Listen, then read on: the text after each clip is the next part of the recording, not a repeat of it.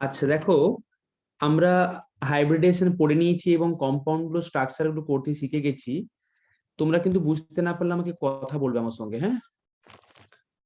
হ্যাঁ হ্যাঁ স্যার। হুম। আমরা আজকে আগে একটু কিছু জিনিস শিখে নিয়েছি যেগুলো আগের দিনের সঙ্গে লিঙ্ক ছিল না। আমি এগুলো আগে কমপ্লিট করে নিচ্ছি। সেটা হচ্ছে হাইড্রোজেন বন্ডিং। এটাকে আমি বলেছি মোনালিকা আগের ক্লাসে। না স্যার।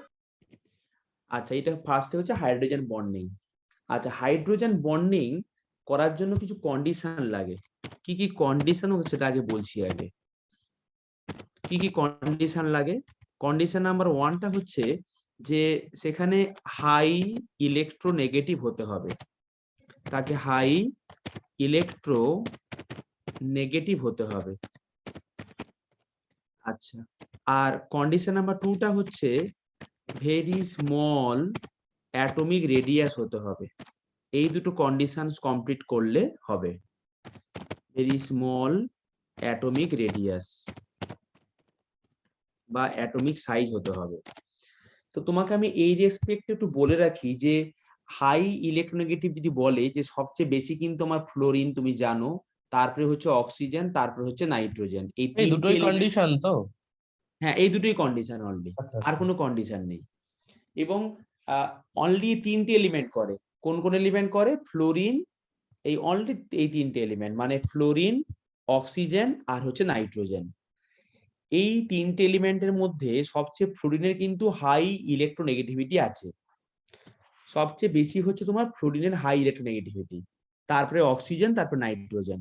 আর অ্যাটমিক সাইজ বলতে গেলে বোঝাচ্ছে সবচেয়ে কিন্তু ফ্লোরিনের কিন্তু সাইজ সবচেয়ে ছোট, ফ্লোরিনের, তারপরে অক্সিজেন, তারপরে নাইট্রোজেন, এই অর্ডারে কাজ করে অ্যাটমিক সাইজ।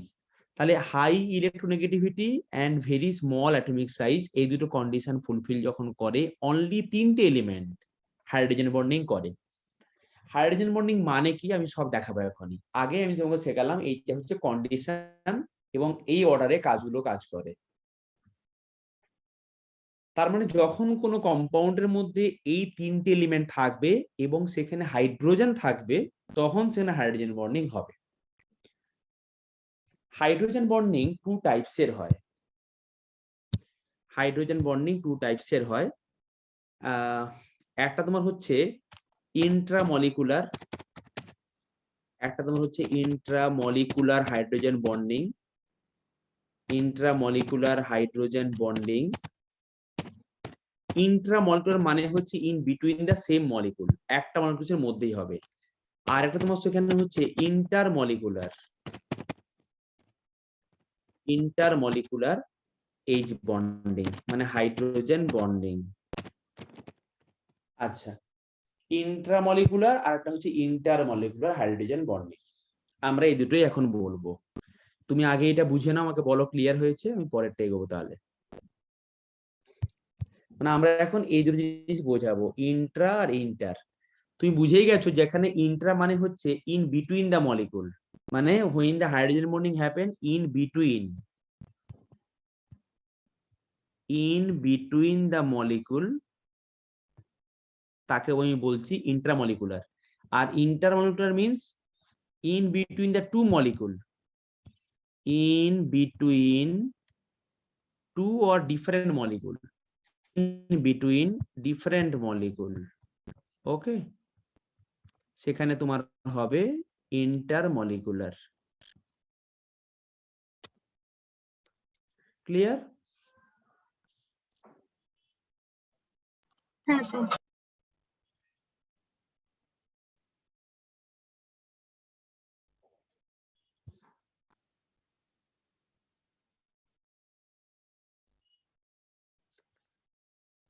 আয়ুষ, নীলাদ্রি ঠিক আছে? হ্যাঁ স্যার। এটা মুছে দেবো? হ্যাঁ হ্যাঁ লিখছিলাম আমি। হ্যাঁ হ্যাঁ লেখা হয়ে গেছে এবার। হয়ে গেছে লেখা তো? আচ্ছা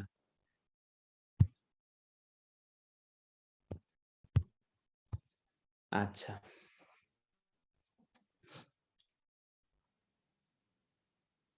তাহলে আমরা এখন এই জিনিসগুলো দেখবো। হাইড্রোজেন বন্ডিং এ যেটা তোমার আছে ইন্ট্রা আর ইন্টার, এই দুটো জিনিস বলবো। আচ্ছা, আমরা ইন্ট্রা আর ইন্টার দুটো জিনিস আমি বলছি। ধরো বললাম ইন্ট্রামলিকুলার, তোমাকে আমি কিছু অর্গানিক কম্পাউন্ড দেখাবো এখন, তোমাকে আমি কিছু অর্গানিক কম্পাউন্ড দেখাবো। আমি তোমাকে ফার্স্টে এইটাই ডিসকাশন করছি এখন, যেটা ইন্ট্রামলিকুলার। তুমি অর্গানিক কম্পাউন্ড ধরো পুরোটা জানো না, যে কারণ এগুলো সব বেঞ্জিন রিলেটেড আছে। তুমি আপাতত মানে ব্যাপারটা বুঝে নাও, কনসেপ্টটা, কিন্তু কম্পাউন্ডটার নাম তুমি পরে শিখতে পারবে। আমি এখানে একটা বেঞ্জিন রিং আঁকছি এরকম করে, এটাকে বলে বেঞ্জিন। এবারে এই বেঞ্জিনের আমি এই পজিশনে একটা ওইচ গ্রুপ লিখলাম, আর এখানে একটা NO2 গ্রুপ লিখলাম, আর এই কম্পাউন্ডটার নাম হচ্ছে অর্থোনাইট্রোফেনল। এবারে এর নাম কেন অর্থোনাইট্রো, ব্যাপারটা কি তুমি এটা জানো না এখনো, এটা জানানোর আমার কথাও নয়, তোমাকে আমি বলবো। তুমি আপাতত নামটা নিয়ে আমার কোনো ব্যাপার না, আমার শুধু কনসেপ্ট জানলেই হবে। হ্যাঁ, আচ্ছা, তুমি এই কম্পাউন্ডটাকে লেখো অর্থোনাইট্রোবেনজিন। এবার এই অর্থোনাইট্রোবেনজিন যে কম্পাউন্ডটা লিখলাম, এই কম্পাউন্ডটা কি করে দেখো, নিজের মধ্যে কি ঘটনাটা ঘটে এখানে। আমি কম্পাউন্ডটাকে আরেকবার লিখছি এরকম করে। আচ্ছা, আমরা এখন ইন্টারটাই বলছি, আমি এই ইন্টারটা পাশে মুছে দিলাম।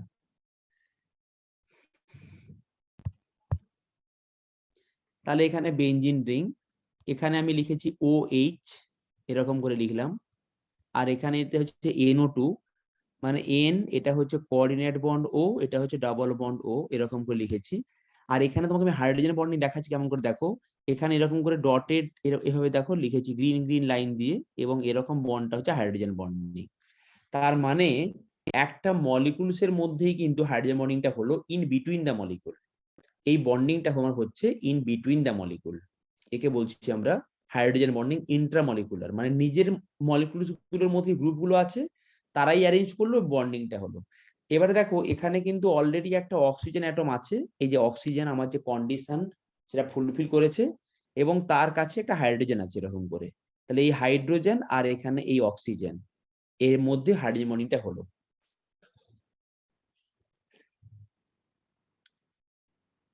কম্পাউন্ড নাম অর্থোনাইট্রোবেনজিন। অর্থ সরি গো, আমি কি ভুল লিখেছি, অর্থোনাইট্রোফেনল, সরি। ফেনল, হ্যাঁ। এই কম্পাউন্ডটা অর্থোফেনল, আমি এটা বেঞ্জিন লিখে দিচ্ছি, কম্পাউন্ড হচ্ছে অর্থোনাইট্রোফেনল। তাহলে অর্থোনাইট্রোফেনল, কারণ এই যে অর্থ কেন তুমি পরে শিখবে আস্তে আস্তে, মানে পাশাপাশি আছে এই দুটো গ্রুপ এখানে, তোমাকে বেঞ্জিনিং এ সব শেখাবো এগুলো আমি। এইটুকু ফার্স্টে ক্লিয়ার হলো কিনা বলো?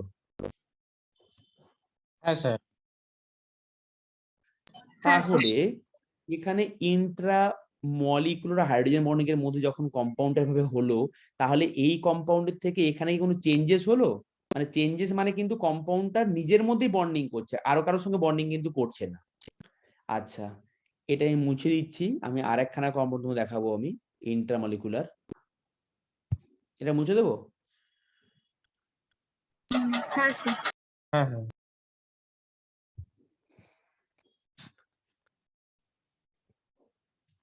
বেনজিন কম্পাউন্ড আগলা আমার একটা, আমি কিন্তু ইন্ট্রার আন্ডারে সবকিছু বলছি এখন। এখানে লিখছি একটা COOH, আর এই পজিশনে নিলাম একটা OH গ্রুপ। এই কম্পাউন্ডটার নাম হচ্ছে তোমার স্যালিসাইলিক অ্যাসিড, কমন নেম এটা আর কি, স্যালিসাইলিক অ্যাসিড। স্যালিসাইলিক অ্যাসিডের নামটা হচ্ছে তোমার অর্থো হাইড্রক্সি বেঞ্জয়িক অ্যাসিড, দরকার নেই, অনলি মনে রাখো স্যালিসাইলিক অ্যাসিড। স্যালিসাইলিক অ্যাসিড, আচ্ছা, মানে এটার নাম হচ্ছে তোমার অর্থো hydroxy benzoic acid, অর্থো hydroxy benzoic acid, এটা। আচ্ছা, তো এটা আমি লিখলাম স্যালিসাইলিক অ্যাসিড মানে অর্থো হাইড্রক্সি বেঞ্জয়িক অ্যাসিড। তো এই কম্পাউন্ডটাকে তুমি এরকম করে লিখতে পারো, এই একটা বেনজিন রিং, একে ভেঙে দিচ্ছি এখানে দেখো, তাহলে এটা হচ্ছে O, এরকম করে লিখলাম H, এটা কার্বন, ডবল বন্ড O, আর সিঙ্গেল বন্ড OH। কারণ আমরা এই যে COOH গ্রুপটাকে ভেঙে এরকম লিখতে পারি। এবারে দেখো এই মাঝখানে এই যে O আর H এর মাঝখানে এরকম করে হাইড্রোজেন বন্ডিং হয়েছে এরকম করে। তাহলে এটা কি আমাকে বলো, এটা ইন্ট্রা না ইন্টার? ইন্ট্রা। হ্যাঁ, Niladri, Monalika, sir intramolecular. Intramolecular. তার মানে এখানে এই ও এর সঙ্গে এইচ এর হলো, আগেরটা আমার হয়েছিল এন এর সঙ্গে এইচ এর হয়েছিল।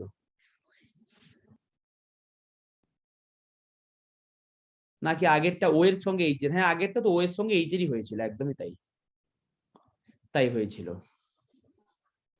আচ্ছা, তাহলে আমরা ইন্ট্রা বুঝতে পারলাম। পরে আমরা প্রপার্টি ডিসকাশন করব। এরপরে আমরা শিখব ইন্টারমলিকুলার।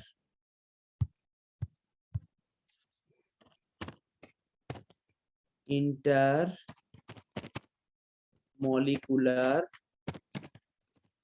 এইচ বন্ডিং মানে হাইড্রোজেন বন্ডিং।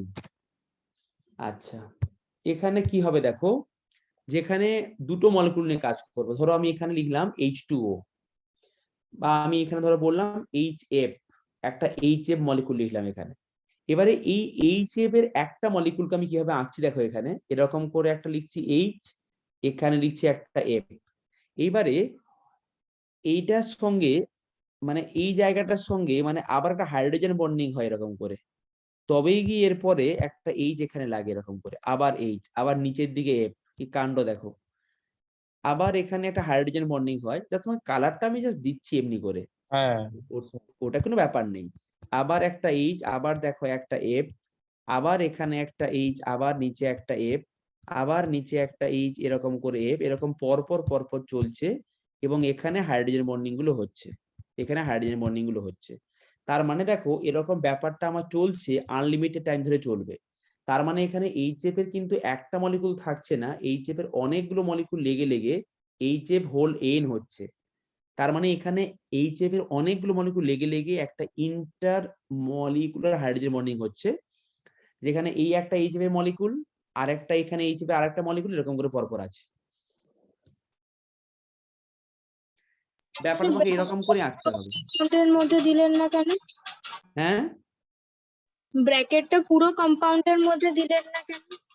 এই তো চলছে, এপাশে আবার আছে তো, আবার এপাশে তো আবার আছে, আনলিমিটেড চলছে তো, লং এইচএফ এর হোল এন্ড পুরোটাই যে দিলেও তো বাইরে থেকে যাবে কিছু জিনিস, আমার তো আনলিমিটেড চলছে, কারণ পুরোটা হোল এন আকারে আছে, এটা ও এন আর কি, মানে অনেকগুলো লেগে আচ্ছা, লেগে আছে। হুম,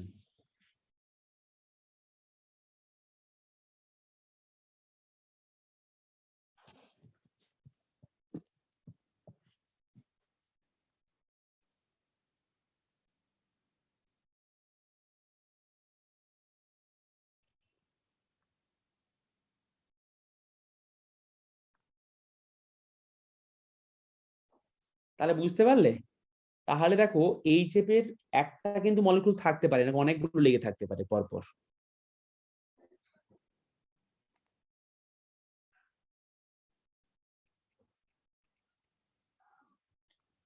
এটা বোঝা হয়ে গেছে? আচ্ছা, তোমাকে আমি যেরকম করে এখানে দেখালাম এইচএফ, সেরকম দেখো আমি আরেকটা দেখাচ্ছি, সেটা হচ্ছে H2O। H2O ধরে দেখালাম এখানে।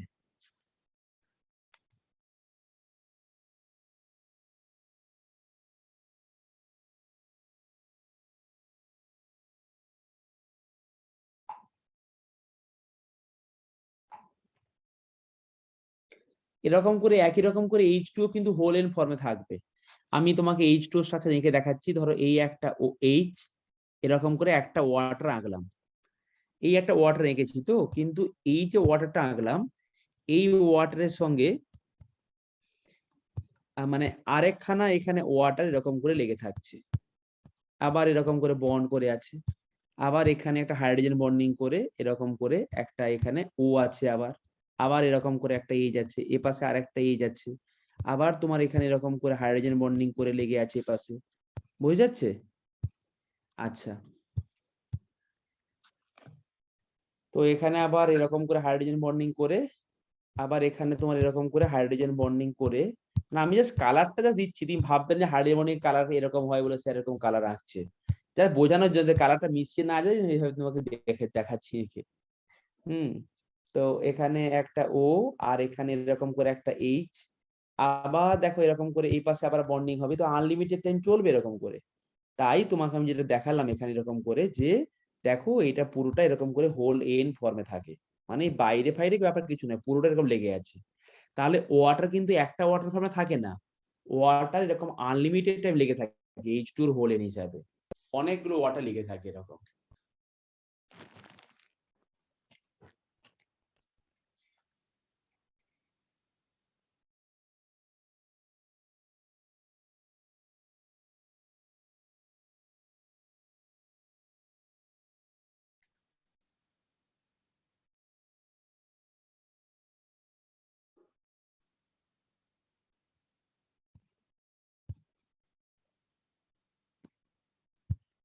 তোমরা আছো তো? হ্যাঁ। হ্যাঁ স্যার।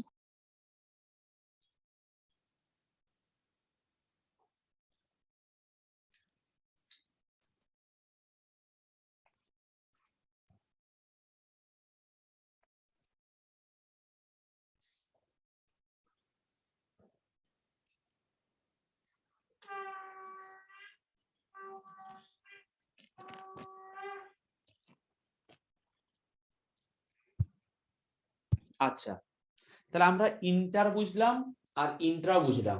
আমাকে বলো দেখি, ধরো আমি এরকম কোনো কম্পোনেন্ট আঁকি, যে কম্পোনেন্ট একটু আগে বেঞ্জিন এভাবে ড্র করেছিলাম। ধরো আমি এখানে একটা ওইচ লিখলাম আর এখানে একটা লিখলাম NO2 গ্রুপ লিখলাম, ভেঙে ভেঙাটা দেখে নিচ্ছি এরকম করে লিখলাম। আর একটু আগে আমি লিখেছিলাম এরকম করে কম্পাউন্ড লিখেছিলাম, যেখানে দুটো অর্থ পজিশনে পাশাপাশি গ্রুপে ছিল, মানে একটা NO2 গ্রুপ এরকম ছিল, একটা ওইচ ছিল, যেটা শুরুতে লিখেছিলাম অর্থ নাইট্রোফেনল হিসাবে। আমরা পড়েছিলাম এই কম্পাউন্ডটাতে ইন্ট্রা মলিকুলার হাইড্রোজেন বন্ডিং হয়। তাহলে কি এই কম্পাউন্ডটাতে তাই হবে, ইন্ট্রা হবে না ইন্টার হবে, আমাকে বলতে পারবে?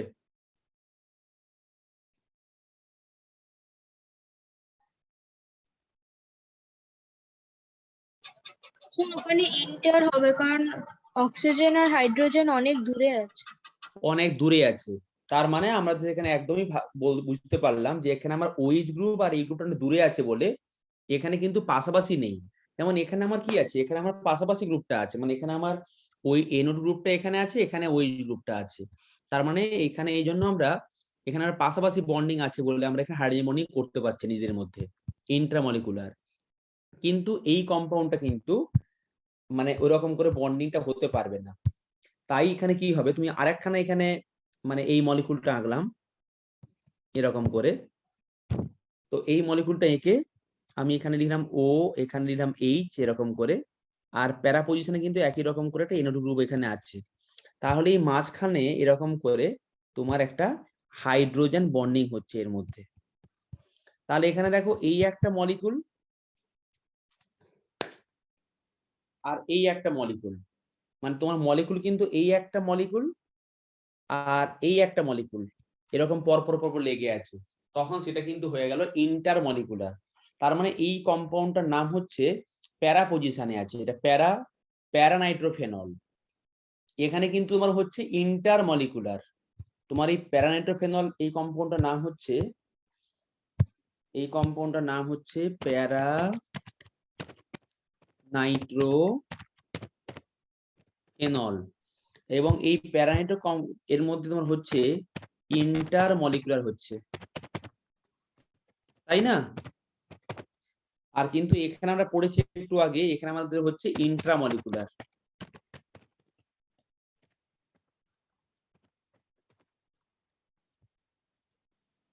বোঝা গেছে? স্যার যখনই প্যারা পজিশনে দুটো গ্রুপ থাকবে তখনই ইন্টার হবে। হ্যাঁ, প্যারা থাকলে সেখানে ইন্টার হবে। আর অর্থ থাকলে, যদি আমার অর্থতে এরকম কোন গ্রুপ থাকে যে দুটো গ্রুপ যারা আছে তার মধ্যে মানে হাইড্রোজেন আছে, আর সেখানে তোমার মানে এখানে হাইড্রোজেন আছে আর তার সঙ্গে এখানে অক্সিজেন, নাইট্রোজেন বা ফ্লোরিন আছে, যে কেউ একজন আছে, তখন তোমার হাইড্রোজেন বন্ডিংটা হবে।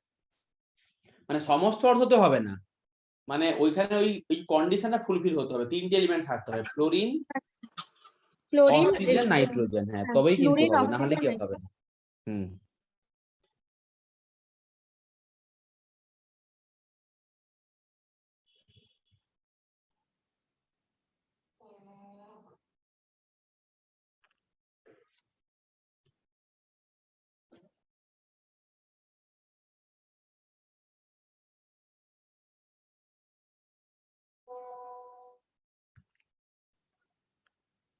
মুছো না কিন্তু।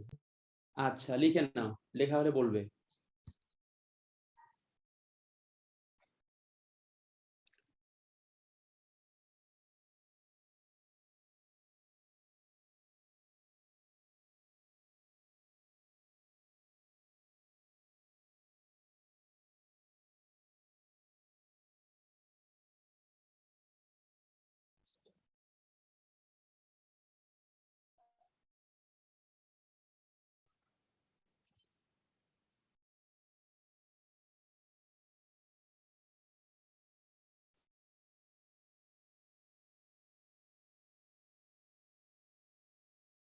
হয়ে গেলে বলবে বোঝা।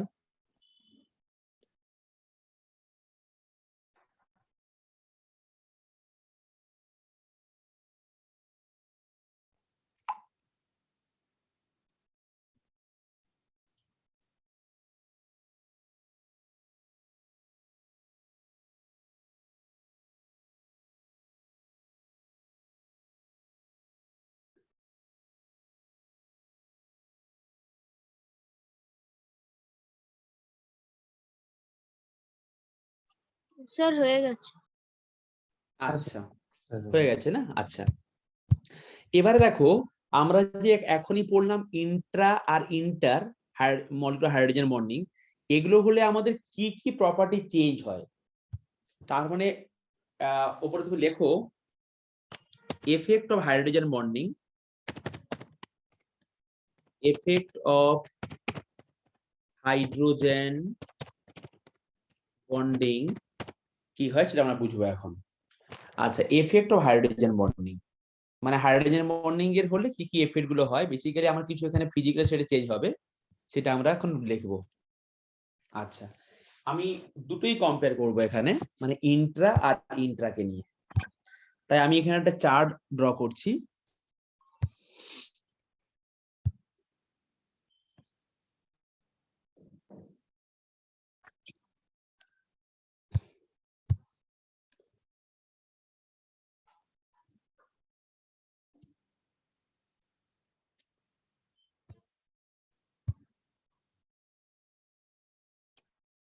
তোমরা আমার সঙ্গে করতে থাকো। আমি এখানে একটা জায়গায় দিচ্ছি ইন্ট্রামলিকুলার,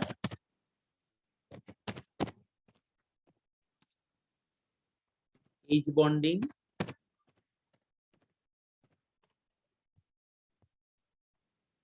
ইন্টারমলিকুলার, এখানে আমরা লিখছি ইন্টার মলিকুলার H বন্ডিং, আর এখানে লিখছি তোমার ফিজিক্যাল প্রপার্টিজ কিভাবে চেঞ্জ হয় সেটা দেখাবো তোমাকে আমি বুঝিয়ে বুঝিয়ে। ফিজিক্যাল প্রপার্টিজ,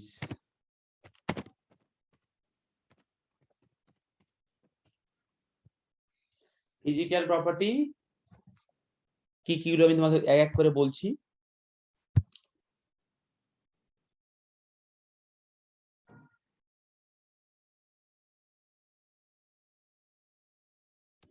আচ্ছা এক একটা বলি। ধরো ফার্স্টে তোমাকে বলছি আমি যে বয়েলিং পয়েন্ট বিপি যখন সেখানে ইন্ট্রামলিকুলার হয়, তাহলে সেক্ষেত্রে কি মলিকুলটা একটা থাকছে কি অনেকগুলো কম্বাইন হচ্ছে, আমাকে বলো তুমি।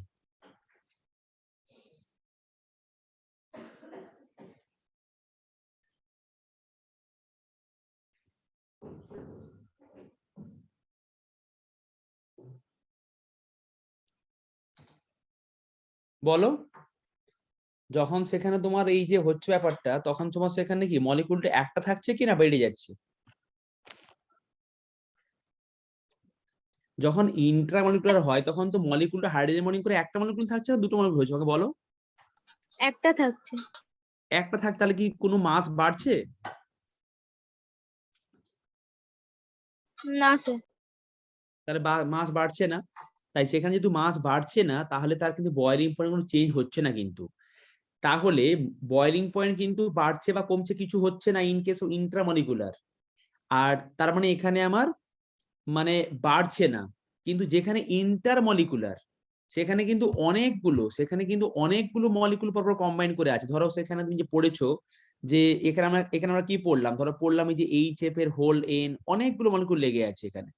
বা ধরো সেখানে পড়লাম আমরা যে H2O এর হোল N, এরকম অনেকগুলো মলিকুল, সেখানে অনেকগুলো মলিকুল এরকম করে লেগে ছিল, তাই না? এরকম অনেকগুলো মলিকুল লেগেছে এখানে ছিল। তাহলে এই HF বা ওয়াটারের ক্ষেত্রে কিন্তু অনেকগুলো মলিকুল কম্বাইন করে আছে। তাহলে সেক্ষেত্রে কিন্তু এফেক্টিভ মোলার মাস ইনক্রিজেস। তাই সেখানে কিন্তু এখানে ইন্টারমলিকুলার হাইড্রোজেন বন্ডের ক্ষেত্রে কিন্তু তোমার বয়লিং পয়েন্টটা কিন্তু অনেক বেশি গ্রেটার হবে। তাই আমি এখানে লিখছি গ্রেটার। তাই আমি এখানে লিখে দিলাম, তোমাকে একটু অন্য কালার দিয়ে লিখে দিই, যে তাহলে তোমার এখানে কি হবে, গ্রেটার হবে। আর এখানে কিন্তু লেস হবে, এখানে বাড়বে না কিছু সেরকম করে। তার মানে বয়লিং পয়েন্টের ব্যাপারটা যেখানে ইন্টারমলিকুলার সেখানে কিন্তু মানে বাড়ছে না, একই রকমই থাকছে। লেস বলবো না, আমি লেস বললে তো ব্যাপারটা ভুল হয়ে যাবে। হ্যাঁ, তাহলে আমি এক কাজ করি, তোমাকে এখানে বলি, আমি এটা কি লিখছিলাম, বয়লিং পয়েন্ট, এটাতে সেম থাকছে, কোনো চেঞ্জ হচ্ছে না, সেম থাকছে, মানে মলিকুলটার কোনো চেঞ্জেস হচ্ছে না, কিন্তু এখানে কিন্তু ইন্টার অনেক বেড়ে গেল। এই এক্সপ্লেনেশন থেকে বুঝতে পারলে নীলাদ্রি হ্যাঁ স্যার। যে বয়লিং পয়েন্ট মানে হচ্ছে আমাকে এই যে ভালো করে অনেকগুলো এইচএফ এরকম পর যে লেগেছিল এরকম করে, এরকম পর লেগে আছে এইচএফ গুলো, তো না তোমাকে তাকে ব্রেক করতে বেশি হিট দিতে হবে, কারণ বন্ড অনেকগুলো মলিকুল লেগেছিল বলে। তো হুম। বেশি হিট দেওয়া মানে কি, সেখানে বয়লিং পয়েন্টটা বেশি হবে। হ্যাঁ হ্যাঁ হ্যাঁ। বেশি হিট দেওয়া মানে হচ্ছে সেখানে বয়লিং পয়েন্টটা বেশি হবে। যেহেতু হুম, অনেকগুলো এইচএফ পর লেগে আছে, তাই সেখানে বয়লিং পয়েন্টটা বেশি হয়ে যাবে। এইচএফ, H2O, অ্যামোনিয়াম, যেখানে যেখানে সম্ভব এই ইন্ট্রামলিকুলার গুলো, সেখানে বয়লিং পয়েন্টটা বেশি হবে। ঠিক আছে, হ্যাঁ আচ্ছা। বয়লিং পয়েন্ট বললাম, তোমাকে যে আরেকটা প্রপার্টি বলি, সেটা হচ্ছে বলি ভিসকোসিটি। ভিসকোসিটি মানে কি গো? ভিসকোসিটি মানে তোমাকে ব্যাপারটা কি বুঝিয়ে বলি। ধরো বললাম জল, আর বললাম গ্লিসারিন। জলটাকে হাত দিলে হাত কি চিটচিট করে, কিন্তু দেখো তুমি যদি গ্লিসারিনে হাত দাও, দেখবে হাতটা কেমন চিটচিট করে একটা, বুঝেছো? তাহলে এই জিনিসটাকে আমরা বলি ভিসকোসিটি। তুমি ফিজিক্সের টার্মে এই টার্মটা পড়েছো, ভিসকোসিটি। তাহলে দেখো এই ভিসকোসিটি কিন্তু যেখানে ইন্ট্রামলিকুলার, সেখানে কিন্তু আমার কোনো চেঞ্জেস হচ্ছে না, যেখানে ইন্ট্রামলিকুলার। আর যেখানে ইন্টারমলিকুলার, সেটা কিন্তু অনেক বেশি ভিসকাস হচ্ছে। তার মানে যেখানে ইন্টারমলিকুলার সেখানে কিন্তু এটা তোমার হচ্ছে মোর ভিসকাস এইটা। আর এটা কিন্তু যেখানে ইন্ট্রামলিকুলার, সেখানে কিন্তু কোনো ব্যাপারটা কিছু চেঞ্জ হচ্ছে না। তার মানে যেখানে অনেক বেশি করে কম্প্যাক্ট হয়ে হাইড্রোজেন বন্ডিং হচ্ছে, সেখানে কিন্তু মানে যেখানে ইন্টারমলিকুলার যেখানে বন্ডিংটা হচ্ছে, সেখানে কিন্তু বেশি ভিসকাস হচ্ছে। তোমার কাছে ভিসকাস ব্যাপারটা ক্লিয়ার কিনা আমাকে বলে দাও। হ্যাঁ স্যার, ক্লিয়ার। আচ্ছা, তাহলে বয়লিং পয়েন্ট বুঝতে পারলাম, ভিসকোসিটি বুঝতে পারলাম। নেক্সট দেখো আমি এখানে তোমাকে বোঝাবো, সেটা হচ্ছে ফিজিক্যাল স্টেট। বুঝতে না পারলে আমি আবার মানে এক্সপ্লেন করে বোঝাবো এই চার্টটা লেখার পরে। আচ্ছা, ফিজিক্যাল স্টেট। ফিজিক্যাল স্টেট মানে কি? তার মানে হচ্ছে সেটা সলিড, লিকুইড কি গ্যাস, সেটা বোঝাচ্ছে। ফিজিক্যাল স্টেট মানে হচ্ছে সলিড, লিকুইড বা গ্যাস। যখন সেখানে ইন্ট্রা মলিকুলার হাইড্রোজেন বন্ডিং হয়, সেখানে কি হয় দেখো, সেখানে অত বেশি কম্প্যাক্ট হচ্ছে না। যেমন ধরো তোমাকে একটু বুঝিয়ে দিই আমি। ধরো তুমি বললে H2O কথা বলছি আমি, H2O। কাণ্ডটা দেখো, ধরো বললাম তোমাকে অক্সিজেনের যে ফ্যামিলিটা আছে, অক্সিজেনের ফ্যামিলির মধ্যে H2S, H2O এই দুটো থাকে। তো তুমি দেখো সেখানে H2O কিন্তু লিকুইড রুম টেম্পারেচার, কিন্তু H2S কিন্তু গ্যাস। কেন এরকম কেন হয়ে গেল? তার মানে এই যে তোমার H2O টা রুম টেম্পারেচারে এটা লিকুইড, আর সেখানে তোমার H2S টা তোমার সেটা হচ্ছে গ্যাস, এটা লিকুইড। এই কারণটা কেন হচ্ছে এরকম করে? এই কারণটা হচ্ছে ফিজিক্যাল স্টেট। যেখানে ইন্ট্রামলিকুলার হয়, সেখানে তো একটাই মলিকুল, মানে এই অর্থোনাইট্রোফেনল বা স্যালিসাইলিক অ্যাসিড একটাই মলিকুল, সেখানে কোনো কম্বিনেশন কিছু হচ্ছে না। আর যেখানে তোমার H2O মধ্যে অনেকগুলো ওয়াটার পরপর লেগে আছে, তাই সেক্ষেত্রে এই কথাটা কিন্তু বারবার বলছি, effective molar mass increases. Effective molar mass কিন্তু 18 নেই, আর 18 কিন্তু নেই ওয়াটারের মধ্যে, অনেকগুলো 18 লেগে আছে। তাই সেক্ষেত্রে কিন্তু ওয়াটারে কিন্তু অনেক বেশি স্টেট মানে অনেক বেশি মাস হয়ে গেল, তাই সেক্ষেত্রে যেখানে ইন্টার মলিকুলার হাইড্রোজেন বন্ডিংটা হবে কম্পারেটিভলি তারা কিন্তু লিকুইড বা সলিড হবে।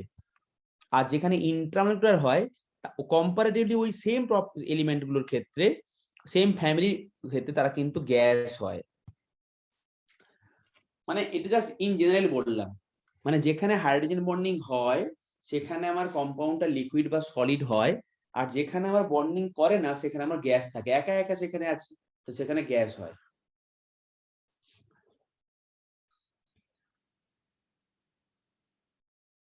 তার জন্য H2O কিন্তু রুম টেম্পারেচারে লিকুইড, কিন্তু H2S কিন্তু গ্যাস হয়। অথচ তুমি ভাবো ব্যাপারটা যে সেখানে কিন্তু H2O থেকে কিন্তু H2S এর কিন্তু মোলার মাসটা অনেক বেশি, তাও কিন্তু হচ্ছে না। আমরা ছোটবেলা থেকে কি পড়েছি, যার মোলার মাস বেশি সে একটু তার বয়লিং পয়েন্ট বেশি হবে, তার স্টেটটা একটু সলিড হবে। যেমন ধরো দেখো নর্মাল দেখো না, অক্সিজেন তো গ্যাস, সালফার কিন্তু সলিড, কিন্তু H2S টা কিন্তু গ্যাস আবার উল্টে। মানে সালফারটা নিজেই সলিড কিন্তু H2S টা কিন্তু নিজে গ্যাস। অক্সিজেনটা নিজে গ্যাস কিন্তু তার H2 টা কিন্তু নিজে লিকুইড। কেন হচ্ছে এরকম করে? কারণ হাইড্রোজেন বন্ডিং এর জন্য হচ্ছে। H2S কিন্তু একটাই মলিকুল, এর মধ্যে হাইড্রোজেন বন্ডিং হবে না। আমরা যে কন্ডিশনটা পড়লাম হাইড্রোজেন বন্ডিং এ সেখানে দেখো সালফার কিন্তু নেই, only oxygen, nitrogen and fluorine are there. এটা কি ক্লিয়ার হলো? হ্যাঁ স্যার। হ্যাঁ স্যার। ভালো করে বুঝে লিখে নাও কিন্তু, যে সেখানে আমি তোমাকে বললাম বুঝিয়ে যে দেখো সেখানে H2S টা তোমার হচ্ছে গ্যাস, কিন্তু H2O কিন্তু লিকুইড, আবার সলিড ফর্মে থাকে। সেখানে দেখো তোমাকে যদি বলি আমি যে ফসফিন, দেখো ফসফিন কিন্তু গ্যাস, আর তুমি জানো অ্যামোনিয়া কিন্তু লিকুইড হয়, একে লিকার অ্যামোনিয়া বলে। এই একই কারণের জন্য অ্যামোনিয়ার মধ্যেও কিন্তু হাইড্রোজেন বন্ডিং হয়। আবার দেখো HF কিন্তু লিকুইড, হ্যাঁ, রুম টেম্পারেচারে, আর HCl কিন্তু গ্যাস হয়। এই তোমার লিখে দিলাম এখানে। এ বাবা, আমি এগুলো সব লিখে দিচ্ছি ইন্টার মধ্যে, বিপদ ঘটবে, এগুলো কোনো বন্ডিংই হয় না।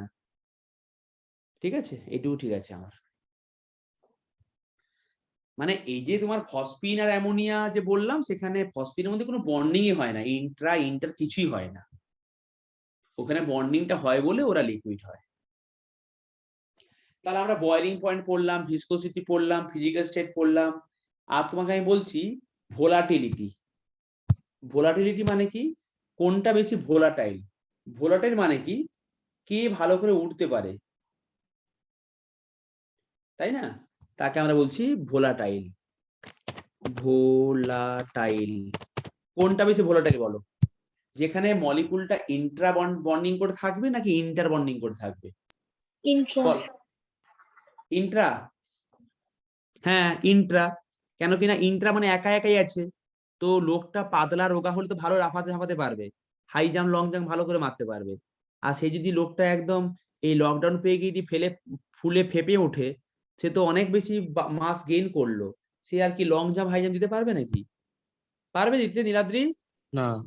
তাহলে তাহলে যে ক্ষেত্রে আমার ইন্ট্রামলিকুলার হবে সেখানে কিন্তু কম্পাউন্ডটা মোর ভোলাটাইল, সেখানে কিন্তু কম্পাউন্ডটা মোর ভোলাটাইল, মোর। আর এটা কিন্তু লেস ভোলাটাইল, কারণ অনেকগুলো বন্ডিং করে গিয়ে তার মাস বাড়িয়ে ফেলেছে। মাস বাড়ালে সে কি আর আকাশে উঠতে পারবে, লাম ঝাম দিতে পারবে? পারবে না।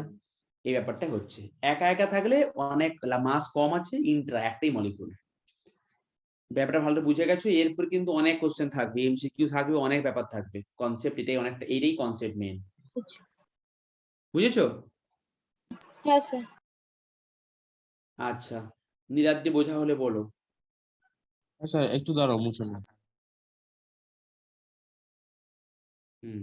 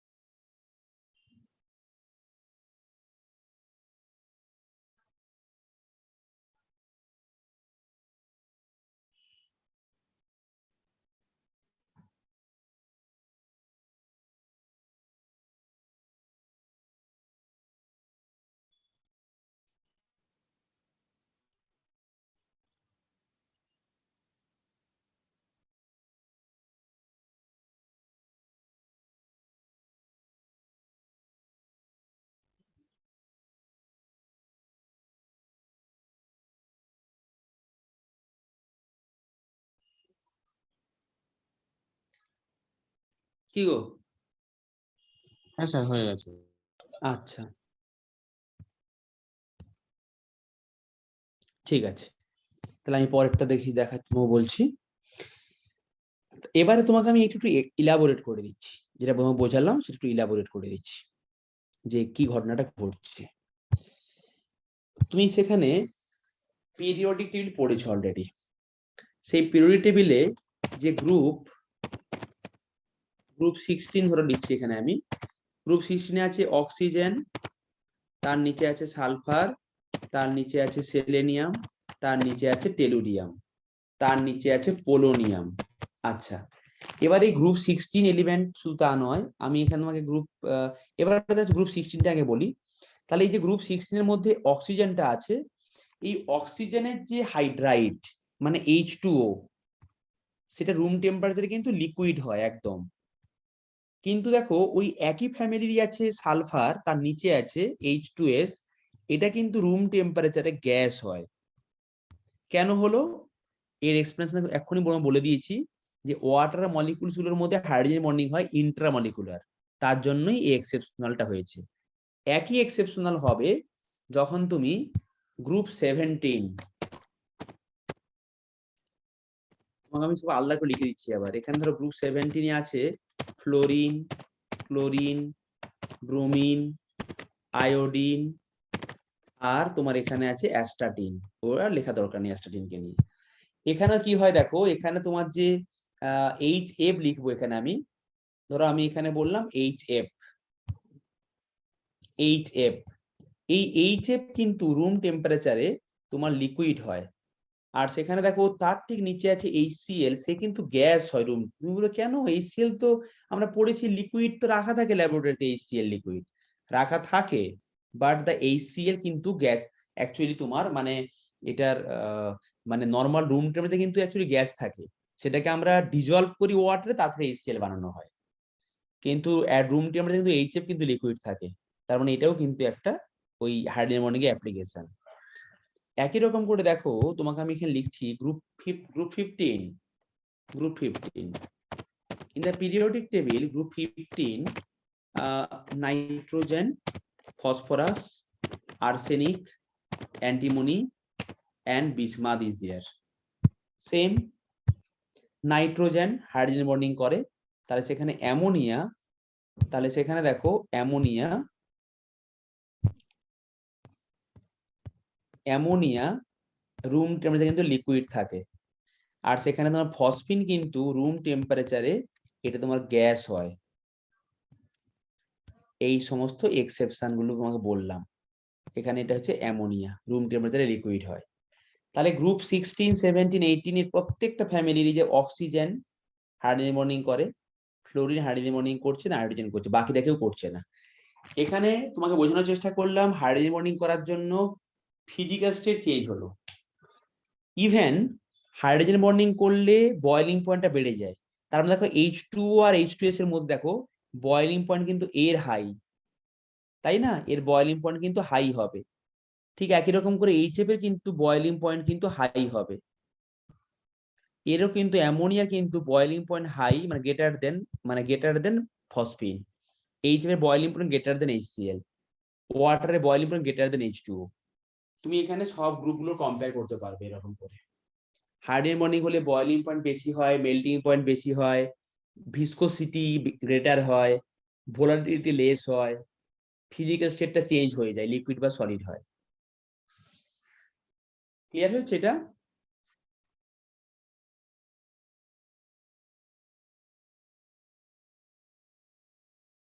হ্যাঁ স্যার এবার একটু দাঁড়াও, হ্যাঁ মুছো না। হুম,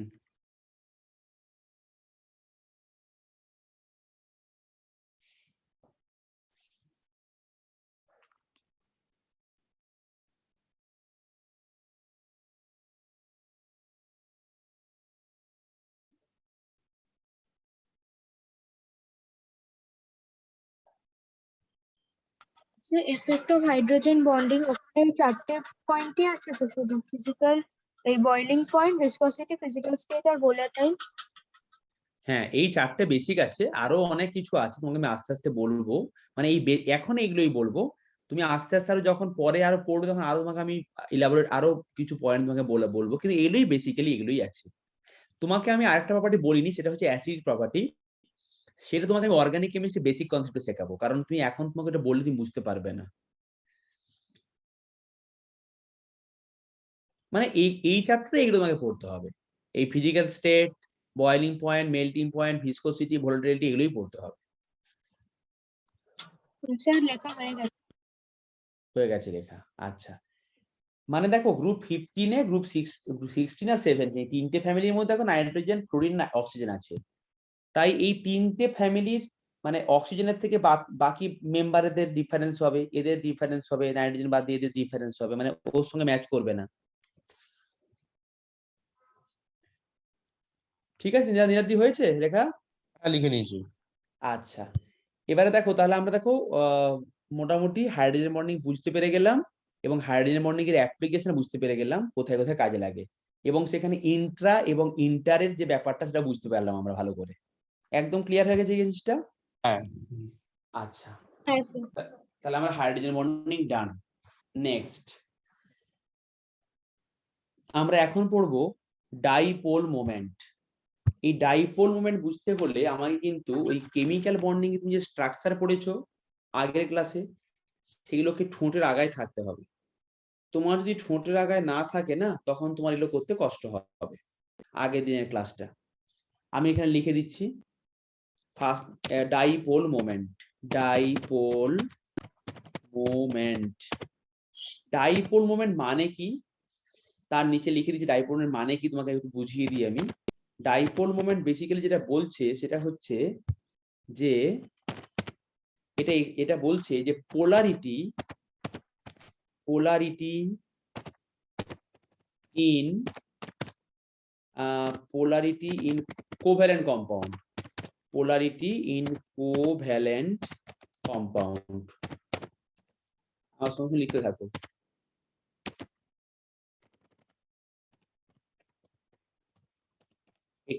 এটাকে এক্সপ্লেন করা হচ্ছে এটা দিয়ে, মানে polarity in the covalent compound. Dipole moment explain the polarity in covalent compound. তুমি পড়েছো যে যারা কোভ্যালেন্ট কম্পাউন্ড হয় তারা তো নন পোলার হয়, কোনো পোলারিটি সেখানে থাকে। নন হ্যাঁ পোলার হলে পোলারিটি হয়। হ্যাঁ, মানে নন পোলার মানে সেখানে কোনো পোলারিটি নেই।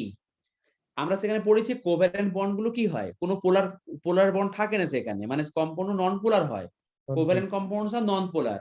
আর পড়েছি না আয়নিক কম্পাউন্ডস আর পোলার ইন নেচার। হ্যাঁ হ্যাঁ। কিন্তু এখানে দেখতে পাচ্ছি যে কোভ্যালেন্ট কম্পাউন্ড হলেও সেখানে কিছুটা পোলারিটি জেনারেট হচ্ছে, মানে কম্পাউন্ডটা কোভ্যালেন্ট কম্পাউন্ড, কিন্তু সেখানে কিছুটা পোলারিটি জেনারেট হচ্ছে।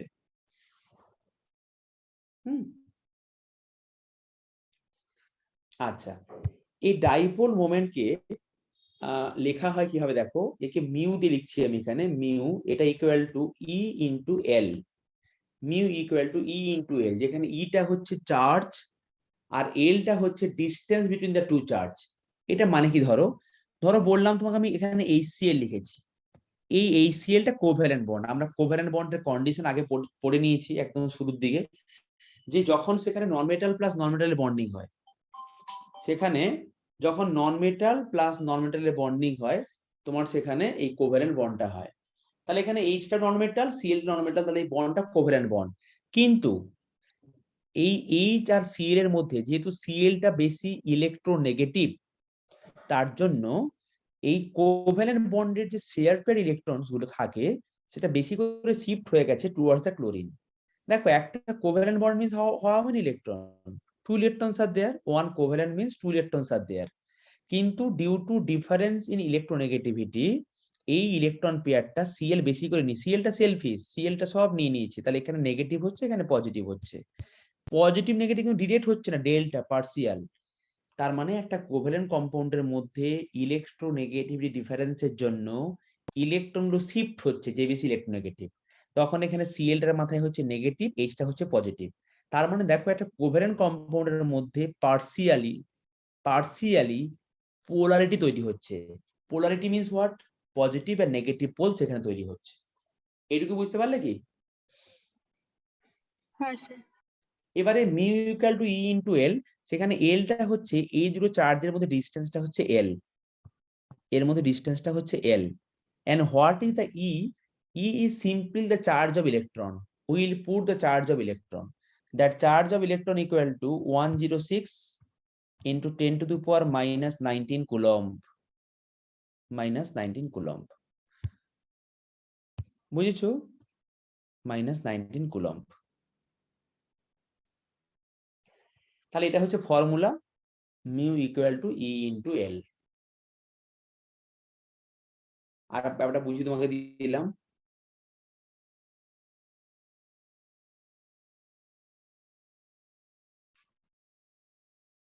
এই ডাইপোল মোমেন্টের ইউনিটটা হচ্ছে ডিবাই।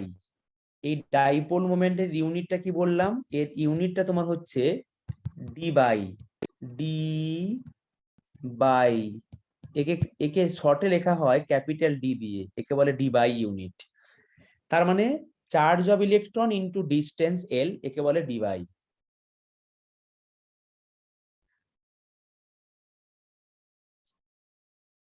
Charge of electron plus distance l. Into into, এই যে ইনটু লিখেছি সাইন দিয়ে, হ্যাঁ এইটাই আমার ডি বাই ইউনিট হয়ে গেল। আচ্ছা।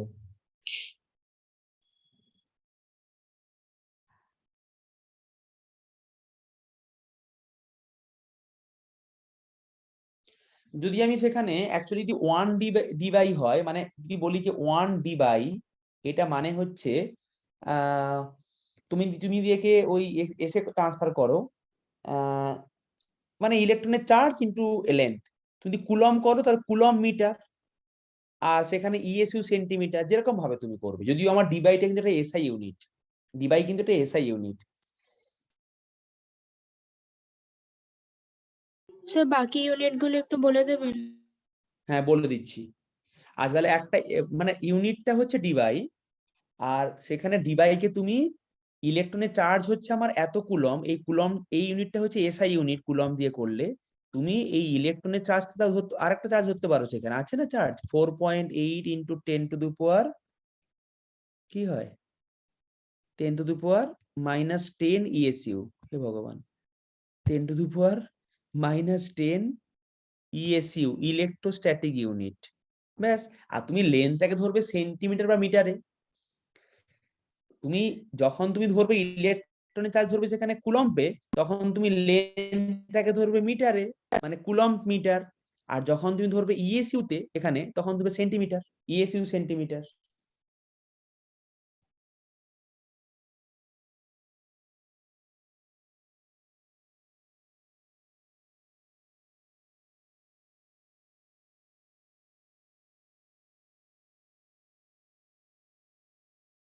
ঠিক আছে, করে নাও, বুঝে নাও। মানে আমরা 3-4টে পয়েন্ট বললাম। ডাইপোল মোমেন্ট বেসিক্যালি একটা কোভ্যালেন্ট কম্পাউন্ডের মধ্যে ইলেকট্রোনেগেটিভিটি ডিফারেন্স থাকার জন্য সেখানে একটা পোলারিটি তৈরি হয়েছে, মানে নেগেটিভ আর পজিটিভ পোল। শুধু এইচসিএল কেন, সমস্ত কম্পাউন্ড দেখাবো এক করে আমি। Dipole moment mu equal to e into l, যেখানে ইটা হচ্ছে চার্জ অফ ইলেকট্রন, এলটা হচ্ছে length between the two opposite charge, ইউনিটটা হচ্ছে ডিবাই। ডিবাই মানে হচ্ছে এখানে ই ইনটু এল, ই মানে চার্জ অফ ইলেকট্রন দুটো, এখানে এটা হচ্ছে সিজিএস ইউনিটে ইএসইউ, এসআই ইউনিটে কুলম। ব্যাস।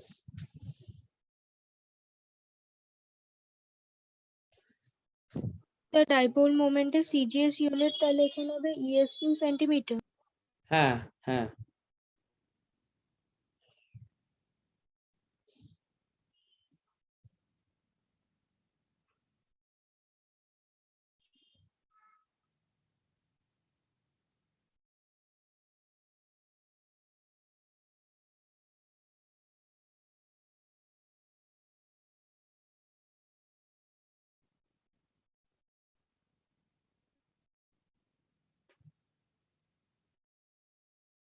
স্যার হয়ে গেছে। নীলাদ্রি লিখে নিয়েছো? হ্যাঁ স্যার আচ্ছা। লিখে হ্যাঁ লিখে নিয়েছি। আচ্ছা ঠিক আছে। এবারে আমরা কম্পাউন্ড ও ডাইপোল মোমেন্ট কম্পেয়ার করব। তোমাকে যেই মুহূর্তে ডাইপোল মোমেন্ট আঁকতে বলবো, তখন তোমার কিন্তু স্ট্রাকচার লাগবে, যেটা আমি আগের ক্লাস শিখিয়েছি হাইব্রিডাইজেশনের ফর্মুলা দিয়ে। আমি তোমাকে এখানে কম্পেয়ার করি ডাইপোল মোমেন্ট গুলো।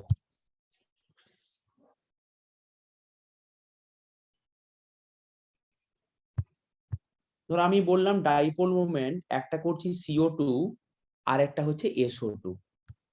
তোমাকে যেই মুহূর্তে ডাইপোল মোমেন্ট CO2 আর SO2 মানে কম্পেয়ার করতে বলবে, তোমাকে চোখ কান বন্ধ করে লোকে ভাবে ও CO2 SO2 দাঁড়াও আঁকছি, সি আর এই ও আঁকলাম এরকম করে, ও SO2 তাহলে ও তো এরকম করে হবে, মোটো এরকম করে হবে না, মোটো একই রকম করে স্ট্রাকচার হবে। তোমাকে তো ফর্মুলা শিখেছি করতে, হ্যাঁ, তোমাকে ওই ফর্মুলা বসিয়ে এই স্ট্রাকচার কিন্তু এরকম হবে না, তোমাকে ওই ফর্মুলা বসিয়ে করতে হবে। তুমি ফর্মুলা বসিয়ে বাড়িতে প্র্যাকটিস করেছো। SO2 স্ট্রাকচার কিন্তু তোমার এরকম করে একটা এখানে লোন পেয়ার থাকে, যেটা আগের ক্লাসে শিখেছি আমরা, আর এখানে ডবল বন্ড ও আর এখানে একটা ডবল বন্ড ও, আমি কোঅর্ডিনেট বন্ড ও ধরে দিলাম। এটা হচ্ছে SO2 আর CO2 স্ট্রাকচার। এটা নিয়ে কোনো সমস্যা আছে বুঝতে? না স্যার। স্যার এই কোঅর্ডিনেট বন্ডের জায়গায় আমরা কোভ্যালেন্ট বন্ড দিলে অসুবিধা নেই তো কিছু স্ট্রাকচারের অসুবিধা নেই, না অসুবিধা নেই। তাহলে আমরা হাইব্রিডেশন দিয়ে দুটো স্ট্রাকচার এঁকে নিতে পারলাম। তুমি ডবল বন্ড ও এখানেও আঁকতে পারো কোঅর্ডিনেট বন্ড না দিয়ে। এবারে দেখো এই যে তুমি বন্ডটা এখানে আঁকলে, তুমি এই যে বন্ডটা এঁকেছো, এবার সি আর ও এর মধ্যে, তোমার সি আর ও এর মধ্যে বন্ডটা কোন দিকে যাচ্ছে, সি থেকে ওর দিকে যাবে কিনা বলো? কারণ এখানে তোমার সি আর ও এর মধ্যে ওটা কিন্তু বেশি নেগেটিভ। আবার দেখো এই পাশে, দেখো এই পাশেও বন্ডটা সি থেকে ওর দিকে যাবে। এটা মানে কি বোঝাচ্ছে জানো? এটা মানে বন্ডটা এখান থেকে এখানে যাচ্ছে এরকম বোঝাচ্ছে। একই রকম করে এই এস আর ও এর মধ্যে কিন্তু ওটা বেশি ইলেকট্রোনেগেটিভ, আর এখানেও কিন্তু একই রকম করে এস আর ও এর মধ্যে ওটা কিন্তু বেশি ইলেকট্রোনেগেটিভ। আর মনে রাখো এই লোন পেয়ার সবসময় উপর দিকে যাবে ডিরেকশনটা তার। আর আমি এই যে কেটে দিচ্ছি যে এই এখানটা কাটছি এরকম করে, এটা মানে হচ্ছে তোমার যে বন্ডটা এখান থেকে এখানে যাচ্ছে, ইলেকট্রন গুলো ডিরেকশন দিচ্ছে। তাহলে দেখো লেফট হ্যান্ড সাইডে তোমার যে CO2 টা আঁকলাম এখানে, এই CO2 এর ক্ষেত্রে দেখো দুটো কিন্তু মোমেন্ট ঠিক 180 ডিগ্রি অ্যাঙ্গেলে আছে, 180 ডিগ্রি অ্যাঙ্গেলে আছে। তুমি যদি এই ডাইপোল মোমেন্ট গুলোর ক্ষেত্রে যখন সেখানে অ্যাঙ্গেল গুলো কিভাবে হচ্ছে কম্পেয়ার করতে চাও, তুমি সেখানে ক্লাস ফিজিক্সে তোমার যে ক্লাস 11-এ ভেক্টর ছিল, তুমি ভেক্টর পড়েছো? হ্যাঁ স্যার। স্যার। এখানে ভেক্টরে কি পড়েছো? তুমি সেখানে ভেক্টরে পড়েছো যে রেজাল্টেন্ট ভেক্টরটা কি হবে, এখানে a square plus b square 2ab cos theta. এখানে cos থিটাটা হচ্ছে 180 ডিগ্রি, তার মানে 0। তার মানে এখানে আমার হচ্ছে মানে কি লিখছি এটা রে বাবা, তার মানে আমার এখানে রেজাল্টেন্টটা তোমার হচ্ছে, রেজাল্টেন্টটা হচ্ছে 0, কারণ মিউচুয়াল হয়ে গেছে এখানে, এও টানছে এইদিকে এও টানছে এইদিকে, পুরো ব্যাপারটা মিউচুয়াল হয়ে গেল এখানে। তাই resultant dipole moment should be 0। In case of SO2 দেখো এই রেজাল্ট কিন্তু নিচের দিকে কাজ করবে, নিচের দিকে, তাই না? 0 কিন্তু হচ্ছে না, একটা ভ্যালু তো থাকবে। আমার পুরো রেজাল্টেন্টটা নিচে দিয়ে কাজ করে, এটা কিন্তু 0 কোনোদিনও হবে না, নিচে দিয়ে পুরোটাই কাজ করবে। কেন? দেখো লোন পেয়ার তো কিছুটা টানছে, পুরোপুরি টানতে পারছে না। আর এই দুটোর মোমেন্ট এদিকে বরাবর কাজ করবে, তাহলে ওপরের লোন পেয়ারটা কিছুটা মিউচুয়াল করে দিল, বাট ওভারঅলটা কিন্তু নিচে দিয়ে কাজ করবে। আমি বলছি এস আর ও এর টানছে এরকম করে, এস আর ও টানছে এরকম করে, যেমন দেখিয়েছি আমি এরকম আঁকছি এখানে, কিন্তু এই দুটো রেজাল্টেন্টটা এরকম বরাবর হবে। কিন্তু তোমার এই যে লোন পেয়ারটা উপর দিকে টানছে, লোন পেয়ার আর কত টানবে, খুব কমই টানে উপর দিকে, কিন্তু তার রেজাল্টেন্টটা যেদিকে থাকছে, কিন্তু এর ভ্যালু কিন্তু 0 হয়ে গেল না, কিন্তু এর ভ্যালুটা থাকলো, this is not equal to 0, কিছুটা ভ্যালু এখানে থাকলো। এটা বুঝতে পারলে? তো লোন পেয়ার সবসময় কি টানবে অল্প? লোন পেয়ার যেখানেই থাকবে, যে সমস্ত লোকে টিকি আছে, সবসময় টিকি কিন্তু উপর দিয়ে খাড়া হয়ে থাকে, সবসময় উপর দিকে হচ্ছে লোন পেয়ারের টানছে, সবসময় যেখানেই থাকুক। আচ্ছা, যখন তোমার সেখানে ডাইপোল মোমেন্ট 0 হলো, তখন সে কম্পাউন্ডটা হচ্ছে লোন পেয়ার, নন পোলার, তখন সেই কম্পাউন্ডটা হচ্ছে নন পোলার। বুঝেছো কেন কেন নন পোলার হলো? কারণ তোমার এখানে কোনো পোলারিটি নেই। আর এই কম্পাউন্ডে দেখো তোমার এখানে কিন্তু একটা ভ্যালু আছে, মানে পুরো ব্যাপারটা 0 হয়ে যায়নি, তাই এই কম্পাউন্ডটা হচ্ছে পোলার কম্পাউন্ড। যেখানে ডাইপোল মোমেন্ট 0 হবে সেটা নন পোলার, না হলে সেটা পোলার হচ্ছে। তার মানে একটা কোভ্যালেন্ট কম্পাউন্ডের মধ্যে পোলারিটি ক্রিয়েট হচ্ছে। তাহলে এখন যদি কম্পেয়ার করি এই যে mu of CO2 R SO2 এর মধ্যে এর কিন্তু ডাইমন্ড অনেক কম, মানে জিরো তো এর। বুঝে নাও, লিখে নাও, বলে দিচ্ছি, ভীষণ ইম্পর্টেন্ট এই জিনিস তোমাকে বলছি যেগুলো আমি।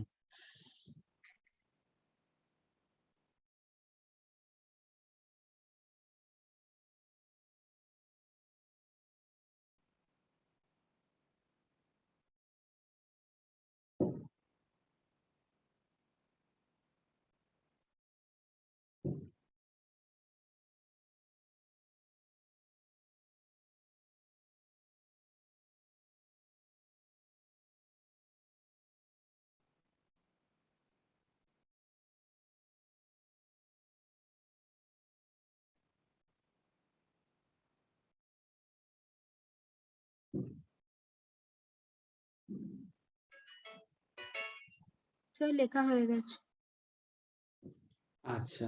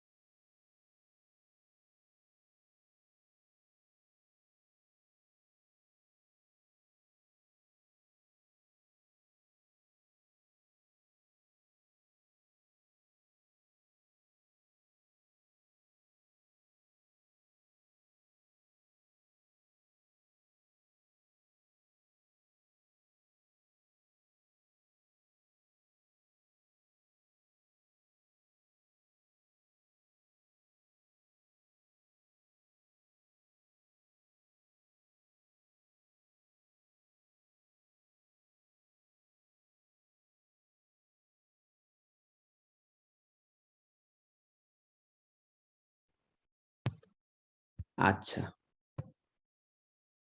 এটাই মুছে দিলাম। তোমরা এরকম করে আমাকে কম্পেয়ার করতে হবে ডাইপোল মোমেন্ট। ধরো একটা আমি কম্পাউন্ড লিখছি PH3, একটু ডিপ কালারে লিখি। ধরো বললাম একটা কম্পাউন্ড PH3 আর একটা কম্পাউন্ড বললাম NH3, কম্পেয়ার করতে পারবে? ভাবো দেখি। দুজনে কিন্তু স্ট্রাকচার একই, এরকম দেখতে, দুজনেই কিন্তু এই উপর দিকে একটা লোন পেয়ার, আর এখানেও কিন্তু একই রকম করে উপর দিকে একটা লোন পেয়ার। এই একটা হাইড্রোজেন, এই একটা হাইড্রোজেন, এই একটা হাইড্রোজেন, এখানে একটা হাইড্রোজেন, এরকম লিখলাম। বলো দুটোর মধ্যে কার ডাইপোল বেশি হবে, এইটার নাকি এইটার? আমরা কম্পেয়ার করবো এখন dipole moment of PH3 R NH3।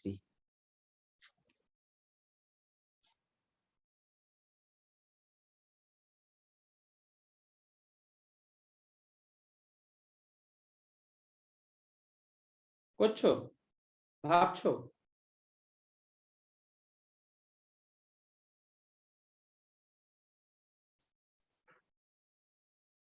Sir আমাদের কোনো ইলেকট্রোনেগেটিভিটির অর্ডার দিতে পারবেন?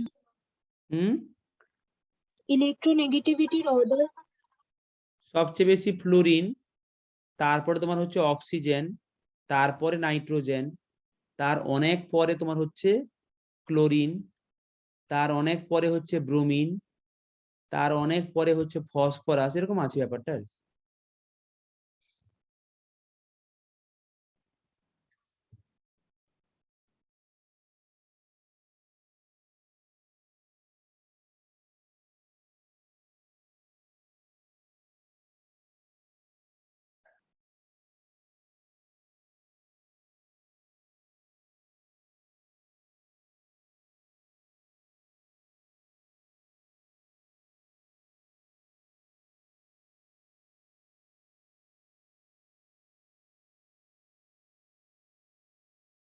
স্যার দুটোর কি সেমই হবে? আর তোমার তাহলে সেম। আর নীলাদি কি ভাবছো?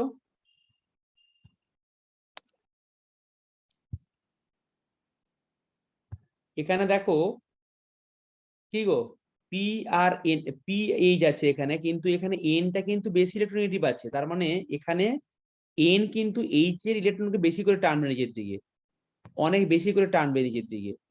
যতটা টানবে যত না কিন্তু পি কিন্তু অতটা বেশি করে টানতে পারবে না, টানছে এর দিকে কিন্তু অত ভালো করে টানতে পারছে না যতটা এন টানছে।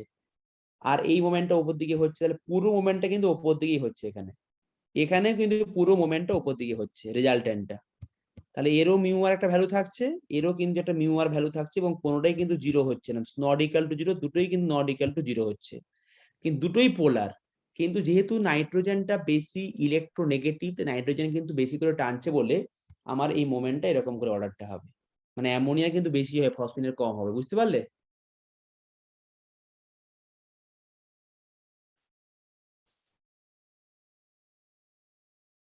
হ্যাঁ স্যার বুঝেছি। যার ইলেকট্রোনেগেটিভিটি বেশি তার ডাইপোল বেশি করে মোমেন্ট উইথড্র বেশি। করবে, হ্যাঁ ইলেকট্রন গুলোকে, তার সেটা বেশি পোলার হবে আর কম্পারেটিভ আরেকটার থেকে। নিরাদি লিখছো?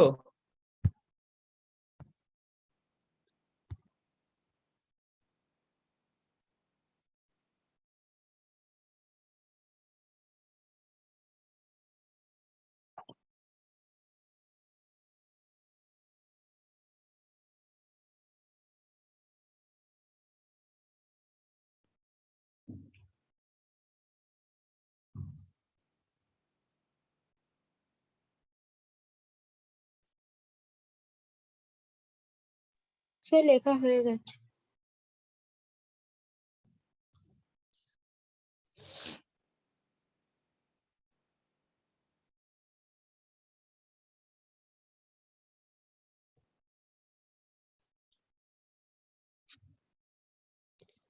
আচ্ছা, তুমি এবারে যদি কম্পেয়ার করতে বলি যে BF3 আর NF3, আমি স্ট্রাকচারটাও বলবো না,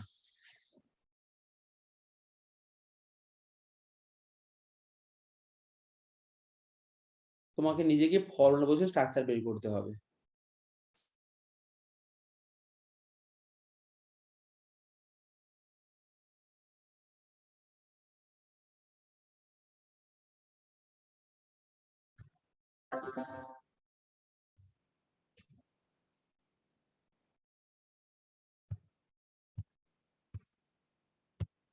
করো, এক এক মিনিট আমি আসছি, হ্যাঁ একটু জল খেয়ে 1 মিনিট।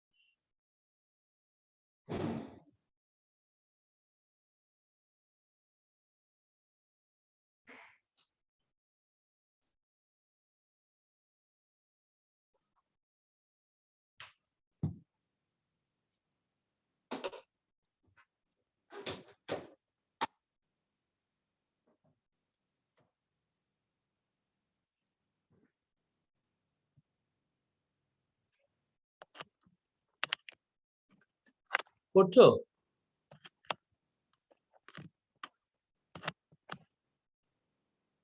হ্যাঁ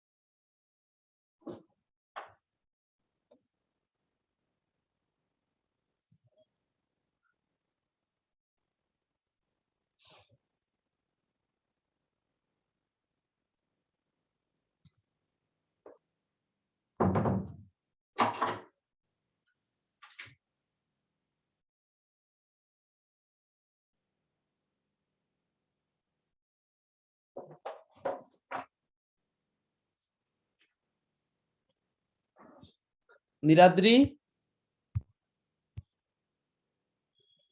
ও নীলাদ্রি নেই। মোনালিকা করেছো, পাঠিয়েছো আমাকে? আচ্ছা পাঠাচ্ছি।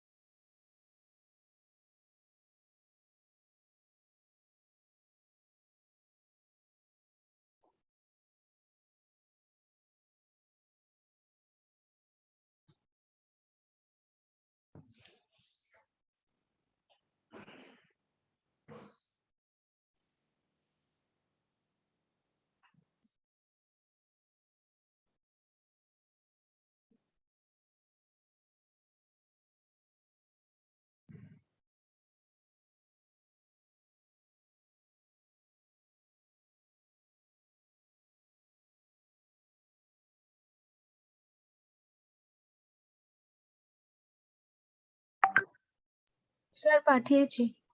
হুম, আচ্ছা, তুমি একই রকম করে ড্রয়িং করেছো এনএফসি, তাই হবে? এনএফসি স্ট্রাকচার এরকম হবে না তো গো। দেখো এখানে তুমি বিএফ3 স্ট্রাকচার হচ্ছে হাইব্রিডাইজেশন তুমি করেছো যে sp2, বিএফ3 হাইব্রিডাইজেশন sp2, মানে এটা হচ্ছে একটা বি, এরকম একটা ট্রায়াঙ্গেল এঁকে তিনটে কর্নারে তিনটে দিয়েছো। ওকে, কারেক্ট আছে এটা। আর তুমি যেই মুহূর্তে এখানে আঁকবে NF3, নাইট্রোজেনের তো 5+3, 5+3/2 করলে তো 4 হয়, sp3 হচ্ছে, এটা তো sp3 হাইব্রিডাইজেশন আসছে, তাই স্যার না? আমি করে পাঠাচ্ছি, করে পাঠাচ্ছি। আচ্ছা,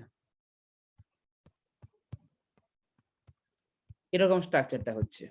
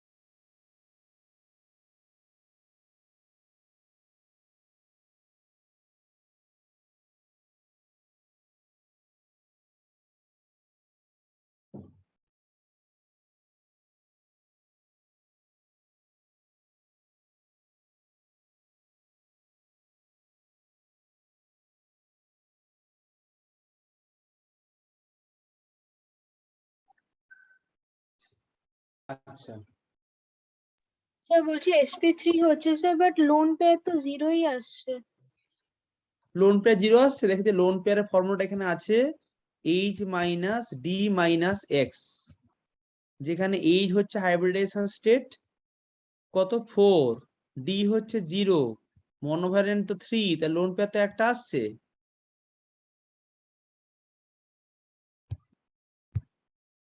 এই ফর্মুলা লোন পেয়ার আসছে একটা, দেখো। ডি মানে তো নাম্বার অফ ডাইভ্যালেন্ট অ্যাটম।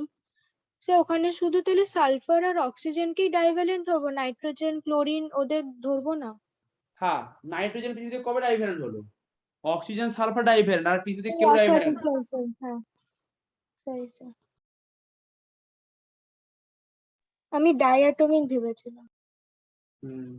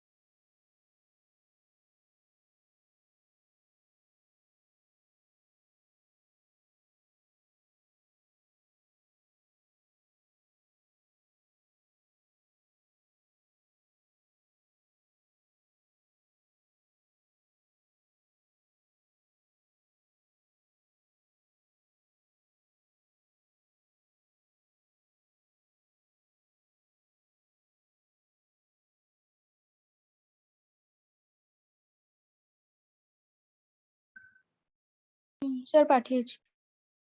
হুম হুম পুরোটা উপর দিকে হচ্ছে, এটা নিচের দিকে হচ্ছে। হ্যাঁ, তার মানে দেখো তুমি যেটা বলতে চাইছো যে আমার এখানে আহ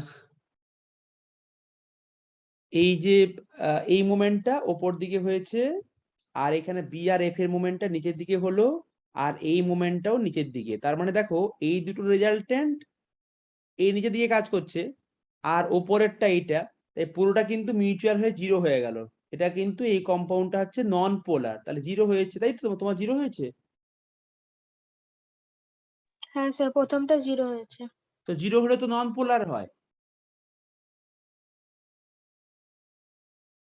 কোনো পোলারিটি নেই তো সেখানে, জিরো ও হলে নন আমি পোলার উল্টো না। লিখেছি। হ্যাঁ, আর নন জিরো হলে পোলার। হ্যাঁ, আর এখানে দেখো লোন পেয়ারটা উপর দিকে আছে, আর এই এন এফ এর মোমেন্ট গুলো এফ এর দিকে হবে, কারণ এফটা বেশি নেগেটিভ বলে। তাহলে আমার পুরো রেজাল্টেন্টটা নিচের দিকে হবে, কিন্তু লোন পেয়ারের জন্য কিছুটা মিউচুয়াল হয়ে গেল, কিন্তু কি ভ্যালুটা সব নিচের দিকে হবে রেজাল্টেন্ট, কিন্তু মিউ আরটা কিন্তু জিরো না হয়ে একটা ভ্যালু কিছু আছে। তার মানে এই কম্পাউন্ডটা হলো আমার পোলার। বোঝা গেল? হ্যাঁ স্যার। আচ্ছা, আমরা টাইপ আরো করব, এটা মুছে দেব।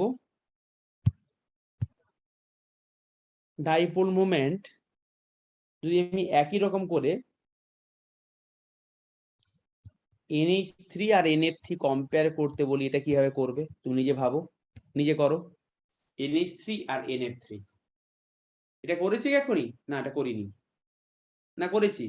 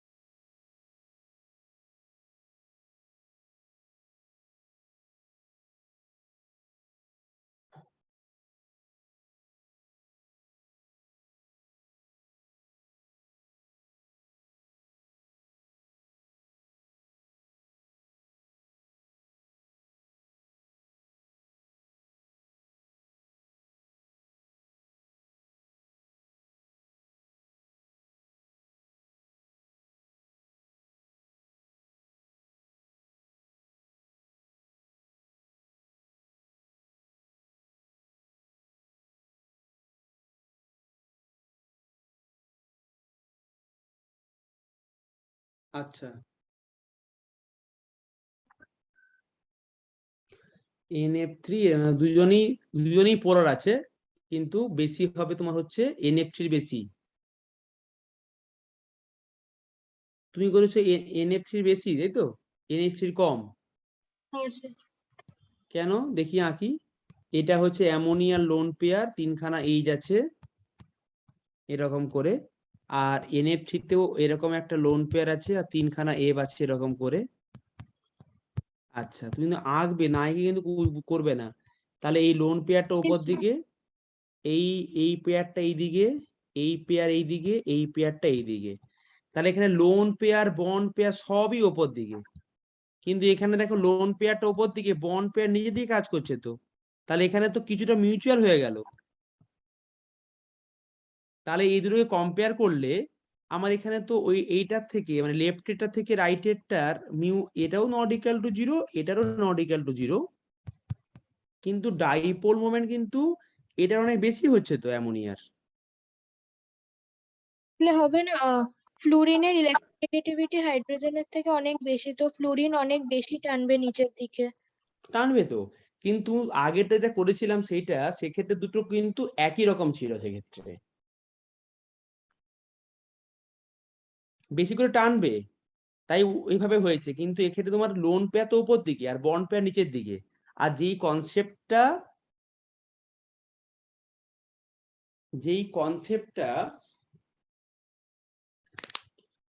তুমি শিখলে একটু আগে, সেখানে কম্পাউন্ডটা কি ছিল বলো, যেখানে তুমি এফটা বেশি ওই জন্য বেশি, সে কম্পাউন্ড দুটো বলো আমাকে। PH3 আর NH3। PH3 NH3 সেখানে আমার ছিল। তো এই তুমি সেখানে নিয়ে কনফিউজড হচ্ছ, কিন্তু সেখানে এনটা সেন্ট্রাল অ্যাটম ছিল, এবং তুমি সেটার অন্য রেসপেক্টে ভাবো যে সেখানে কিভাবে হচ্ছে। দেখো সেখানে তোমার অ্যামোনিয়া এরকম ছিল, সেখানে ফসফিনটা কেমন দেখতে আমি আঁকছি এখানে, দাঁড়াও। তুমি বলছো কেন PH3 ব্যাপারে আমি অন্যরকম ভাববো কেন? পি এরকম ছিল, আর এখানে এইচ ছিল, এখানে এইচ, এখানে এইচ। আমার তো এখানে এইচ এর সমস্যা ছিল না, আমার সেখানে দেখো সবগুলো একই মোমেন্টেই ছিল। তুমি যেটা আগেরটা ভাবছো, সেখানে দেখো আমার এগুলো ওই এই মোমেন্টে সবগুলো একই দিকেই ছিল। সেখানে lone pair bond pair moment উল্টো দিকে ছিল না, কিন্তু এই দুজনের স্ট্রাকচার একই রকম ছিল, ইভেন মোমেন্টও সব একই দিকে ছিল, কিন্তু ফসফরাস থেকে এনটা বেশি ইলেকট্রোনেগেটিভ হওয়ার জন্য এনটা বেশি করে টানছিল, তাই বেশি মোমেন্টটা হয়েছিল অ্যামোনিয়ার ক্ষেত্রে। কিন্তু এই ব্যাপারটা কিন্তু এই অ্যামোনিয়া এনএইচ দিয়ে খাটছে না, কারণ এখানে মোমেন্টে চেঞ্জ হয়ে যাচ্ছে প্রায়, মানে ডিরেকশনস গুলো। মানে যেখানে এখানে অ্যামোনিয়া যেদিকে হচ্ছে, এনএফসি মোমেন্টও সেদিকে হচ্ছে না, তো উল্টো দিয়ে হয়ে যাচ্ছে লোন পেয়ারের থেকে। বুঝছো এবার ব্যাপারটা? হ্যাঁ, তো তার মানে যখন সবই সেম ডাইরেকশনে থাকবে তখন ইলেকট্রোনেগেটিভিটি কনসেপ্টটা ইউজ করব। আর হ্যাঁ। যখন দুটো অপোজিট ডাইরেকশনে থাকবে, আর মানে তখন ওই মিউচুয়ালি ব্যাপারটা দেখবো। হুম হুম, লিখে নাও।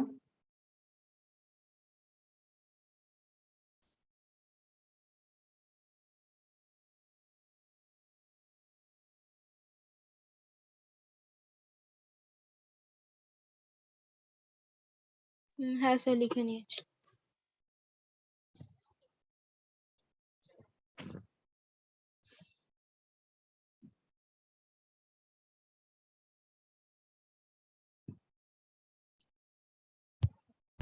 আচ্ছা, তোমাকে যদি আমি আরো ডাইপোরমেন্ট নিয়ে একটু বলতে, তাহলে ব্যাপারে আরো ক্লিয়ার তোমার কাছে হবে। আহ ধরো আমি এখানে CH4 এর ডাইপোরমেন্ট কেমন হবে, কম্পেয়ার নয়, জাস্ট বলছি। মানে তুমি এটা এঁকে দেখো ডাইপোরমেন্ট থাকবে কি থাকবে না। তোমাকে যদি এখানে বেঞ্জিন নিয়ে ডাইপোরমেন্ট কম্পেয়ার করতে বলি, এখানে ডাইপোরমেন্ট থাকবে কি ধারণা, তোমার কি ধারণা আমাকে বলো দেখি। CH4টা কেমন করে হবে ডাইপোরমেন্ট?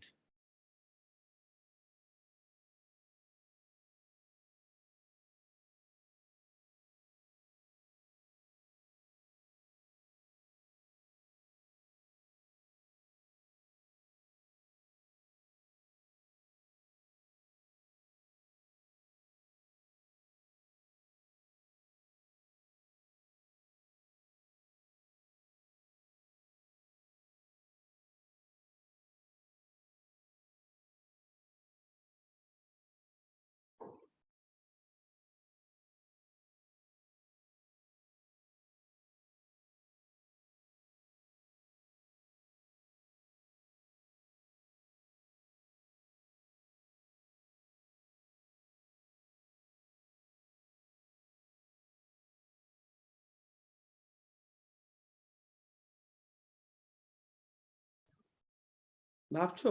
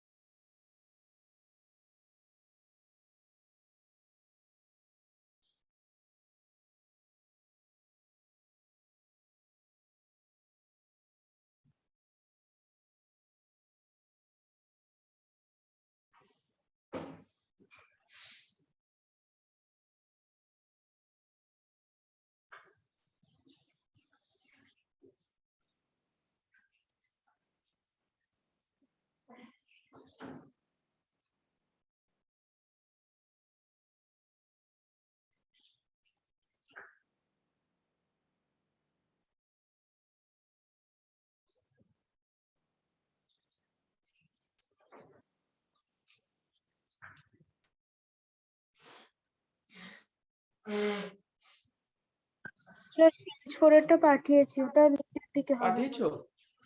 হ্যাঁ।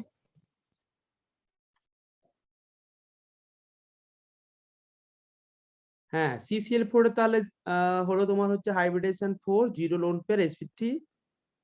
হ্যাঁ, এবারে দেখো CH4 টা একটু দেখে নাও যে আমার যেখানে এইচ আছে এরকম, এখানে একটা এইচ আছে, এখানে এটা এইচ, এখানে এটা এইচ। তাহলে দেখো সবগুলো কিন্তু সির দিকে যাচ্ছে। এই মোমেন্টটাও সির দিকে। তুমি কোন দিকে দিয়েছো? তুমি এইচের দিকে দিয়েছো কেন? ওপরটা ওপর দিকে কেন গো? আমি বলেছি লোন পেয়ার থাকলে ওপর দিকে হবে, এই তো লোন পেয়ার নয়, তো বন্ড পেয়ার। তাহলে এই মোমেন্টটা এইদিকে, এই মোমেন্টটাও এইদিকে, আর এই মোমেন্টটাও এইদিকে। তাহলে দেখো সবগুলো ভেক্টর একটা পয়েন্টে মিট করছে, মানে সবগুলো মোমেন্ট একটা পয়েন্টে মিট করলো। তাহলে তখন কিন্তু রেজাল্টেন্টটা 0 হবে। সো দিস কম্পাউন্ড ইজ নন পোলার।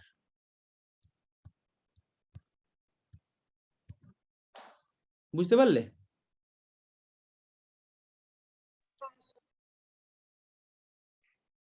তুমি সব এইচ দিয়ে করে করে দিছো কেন? আমার তো মোমেন্ট গুলো সব ইলেকট্রোনেগেটিভ অ্যাটমের দিকে হবে।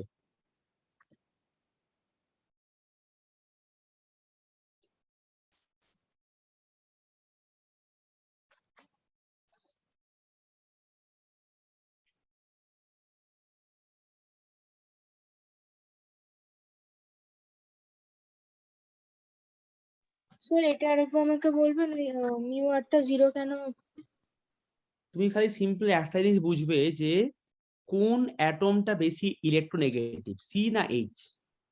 সি। তাহলে সমস্ত মোমেন্ট গুলো সির দিকে যাবে, এই তো সোজা কথা। হ্যাঁ না, সেটাই বুঝেছি স্যার। এবারে যখন একটা পয়েন্টে সব গিয়ে মিট করে, তাহলে কোনো রেজাল্টের মোমেন্ট থাকবে? সবাই একটা পয়েন্টে গিয়ে মিট করছে, সবাই কোনো মোমেন্ট সবগুলো এক এক জায়গায় গিয়ে ধাক্কা খাচ্ছে। তাহলে রেজাল্টের মোমেন্ট 0 হয়ে গেল। তাকে আমরা নাল ভেক্টরের কথা নাল ভেক্টর বলি, সব একটা পয়েন্টে মিট করলো। হ্যাঁ স্যার, ঠিক আছে। একই রকম বেঞ্জিনটা ভাবো দেখি। বেঞ্জিনে এখানে এইচ আছে এরকম করে, কেমন করে হবে?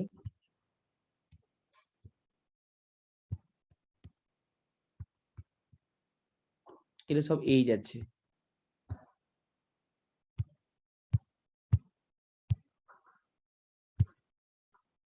এখানে একটা এইচ আছে।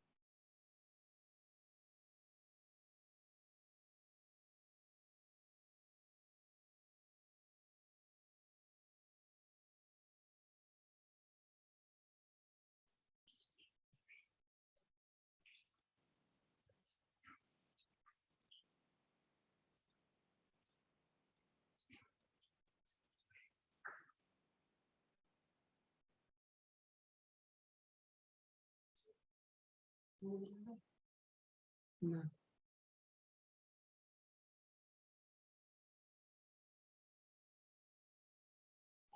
স্যার পাঠিয়েছি। তো ওখানে তো সবাই মানে মাঝখানেই যাচ্ছে। হ্যাঁ, তার মানে এখানেও দেখো, আর এইচ থেকে আর সমস্ত মোমেন্ট সব একটা পয়েন্টকে মিট করছে এরকম করে, সব একটা পয়েন্টে এখানেও মিট করছে, সব এই পয়েন্টে মিট করছে, এই পয়েন্টে মিট করলো, সব এই পয়েন্টে মিট করছে, এখানে গিয়ে মিট করছে। তার রেজাল্টেন্টটা হচ্ছে তোমার 0। তাহলে এই কম্পাউন্ড তোমার হচ্ছে নন পোলার। ঠিক আছে, এই কম্পাউন্ড নন পোলার।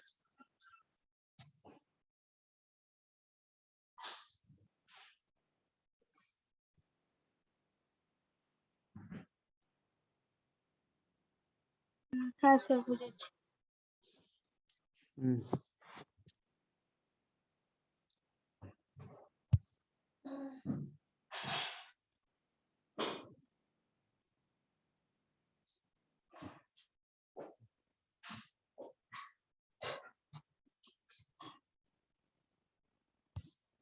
আচ্ছা,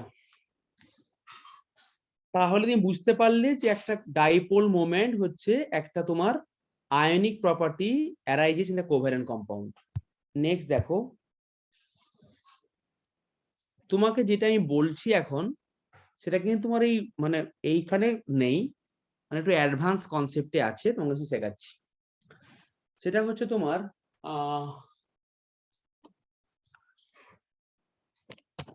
কোভ্যালেন্ট প্রপার্টি, পরের হেডিং দাও, covalent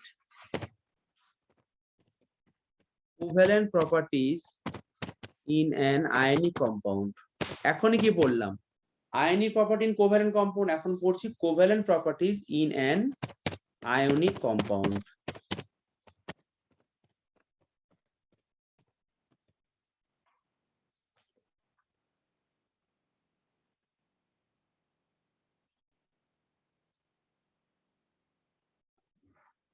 covalent properties in an ionic compound, এটা এক্সপ্লেন করেছে, রুলটার নাম হচ্ছে ফাজান্স রুল।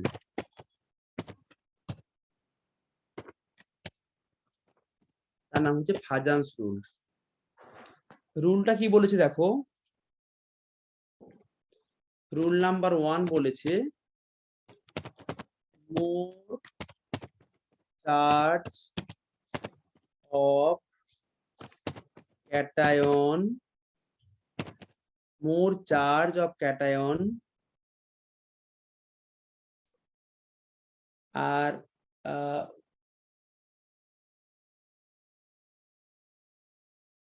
যদি হয়, আর তোমাকে যদি বলি এখানে ব্যাপারটা অনেক ক্রিটিক্যালি মানে তোমাকে বোঝাতে হবে। আচ্ছা, তোমাকে আমি ফাজান্স রুলটা বলছি। রুল অ্যাকচুয়ালি 4টে, এখন দুটো রুল বোঝাবো তোমাকে আমি। মানে more charge of cation less size of cation যদি হয়, more charge and less, more charge and less radius of cation যদি হয়, তাহলে সেই আয়নিক কম্পাউন্ডটা বেশি কোভ্যালেন্ট হবে। More charge and less radius of cation যদি হয়, এই কন্ডিশনটা ফুলফিল করলে হবে। Condition number 2, more charge and more radius of anion, যদি এই দুটো কন্ডিশন ফুলফিল করে তাহলে সেই আয়নিক কম্পাউন্ডটা কোভ্যালেন্ট হবে। কম্পেয়ার করছি, এখন তোমাকে দেখাচ্ছি। এই দুটো রুলকে আমরা একসঙ্গে বলি ফাজান্স রুল। ফাজান্স রুল কি বোঝালাম? More charge and less radius of cation, এই ব্যাপারটাকে এক্সপ্লেন করা হয় ফার্স্ট রুলটাকে এক্সপ্লেন করা হচ্ছে ফাই দিয়ে। Phi equal to charge by radius. এইটা ফাই মানে কি? ফাই মানে হচ্ছে আয়নিক পোটেনশিয়াল। আয়নাইজেশন পোটেনশিয়াল কিন্তু নয়, এটা কিন্তু আয়নিক পোটেনশিয়াল। এই ফাই মানে হচ্ছে ionic potential, charge by radius. Ionic potential of কি, কার charge? Ionic potential of cation, only ক্যাটায়নের ক্ষেত্রে এটা হয়। তাই charge of cation by radius of cation, এটাকে আমরা করব charge of cation radius by cation. এটা হচ্ছে আয়নিক পোটেনশিয়াল অফ ক্যাটায়ন। দেখো তুমি রুলটা কি বলেছে, ফাই ইকুয়াল টু চার্জ বেশি হচ্ছে ক্যাটায়নের, রেডিয়াস স্মল, তাহলেই কিন্তু কম্পাউন্ডটা বেশি কোভ্যালেন্ট হবে ক্যাটায়নের ক্ষেত্রে। মানে রুল নাম্বার 1টাকে এভাবে তোমার রুল আকারে বললাম, 8 রুল আকারে বললাম। স্যার বলছিলাম যে ক্যাটায়ন সবসময় smaller than the parent atom, তাই তো? হ্যাঁ, একদমই তাই। হ্যাঁ স্যার, লিখে নিয়েছি। আচ্ছা, বুঝে গেছো? হ্যাঁ স্যার। ধরো আমি কম্পেয়ার করছি, বললাম যে দেখো NaCl আর KCl, এই দুটোর মধ্যে কম্পেয়ার করছি। দুটো কম্পাউন্ডই আয়নিক, কিন্তু দুটোর মধ্যে কে বেশি কোভ্যালেন্ট কিভাবে বুঝবো? দুটো কম্পাউন্ডই আয়নিক, কিন্তু এই দুটোর মধ্যে কে বেশি কোভ্যালেন্সটা কি করে বুঝবো? দেখো NaCl এখানে আছে Na+ আর এখানে আছে K+। আমার দুটো Cl কিন্তু কমন, তাই আমি Cl নিয়ে ভাববো না। তাহলে you have to apply the Fajans rule. তাহলে ফাই মানে অফ Na+ টা কত হচ্ছে? ফাই অফ K+, কম্পেয়ার করি, কি আছে চার্জ বাই রেডিয়াস। দেখো এরও কিন্তু সিঙ্গেল চার্জ, এরও সিঙ্গেল চার্জ, পজিটিভ চার্জ। তাহলে রেডিয়াস, তাহলে দেখো দুজনে কিন্তু চার্জ কিন্তু সেম আছে এখানে, তার মানে এক্ষেত্রে তোমার চার্জ কিন্তু সেম আছে। আমি রেডিয়াসটা কম্পেয়ার করবো, তাই না? বুঝছো কিনা বলো? হ্যাঁ স্যার। দুজনেরই সিঙ্গেল চার্জ, তাহলে রেডিয়াসটা কম্পেয়ার করবো। তাহলে সোডিয়ামের চার্জ বেশি না পটাশিয়ামের চার্জ বেশি? সোডিয়ামের রেডিয়াস বেশি না পটাশিয়ামের রেডিয়াস বেশি? Lithium, sodium, potassium. তাহলে পটাশিয়ামে দেখো রেডিয়াসটা বেশি হচ্ছে না পটাশিয়ামে? নিচের দিকে আছে তো, হ্যাঁ স্যার। আয়ন হলো তাই হবে। তাহলে এখানে তোমার যেহেতু রেডিয়াসটা বেশি পটাশিয়ামের, তাই কিন্তু ফাইটা কম। তাহলে সোডিয়ামের কিন্তু ফাই বেশি, তার মানে ফাই অফ এই দুজনের মধ্যে ফাই অফ Na+, এটা কিন্তু greater than phi of K+। কারণ তোমার এখানে রেডিয়াসটা কি আছে? রেডিয়াসটা ছোট আছে কার? সোডিয়ামের। তাই রেডিয়াস ছোট হলে ফাই বেশি হবে, নিচে রেডিয়াস তো নিচে আছে। তাহলে এটা হচ্ছে আমার, তাহলে ফাই যদি Na+ এর বেশি হয়, তাহলে NaCl কম্পাউন্ডটা কিন্তু বেশি কোভ্যালেন্ট হবে। তার মানে এটা হচ্ছে কোভ্যালেন্ট প্রপার্টির অর্ডারটা, মানে NaCl টা বেশি কোভ্যালেন্ট নাকি? মানে দুজনেই আয়নিক, দুজনেই ionic, NaCl ionic, KCl ionic, কিন্তু ওর মধ্যে কিছুটা পার্সেন্টেজ কোভ্যালেন্ট প্রপার্টি অ্যারাইজ করলো। তাই NaCl এবং KCl এর মধ্যে যেহেতু Na+ এর মধ্যে বেশি ফাই, মানে চার্জ রেডিয়াসের অনুযায়ী যেহেতু ফাইটা বেশি হলো Na+ এর, তাই সেক্ষেত্রে এটা বেশি কোভ্যালেন্ট হবে। NaCl আর KCl এর মধ্যে কম্পারেটিভলি NaCl টা বেশি কোভ্যালেন্ট হবে KCl এর থেকে।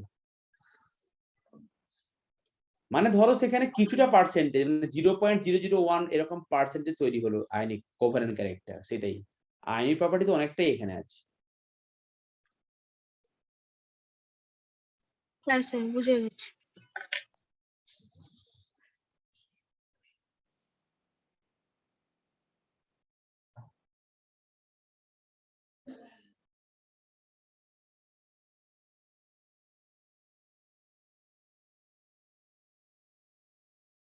হুম।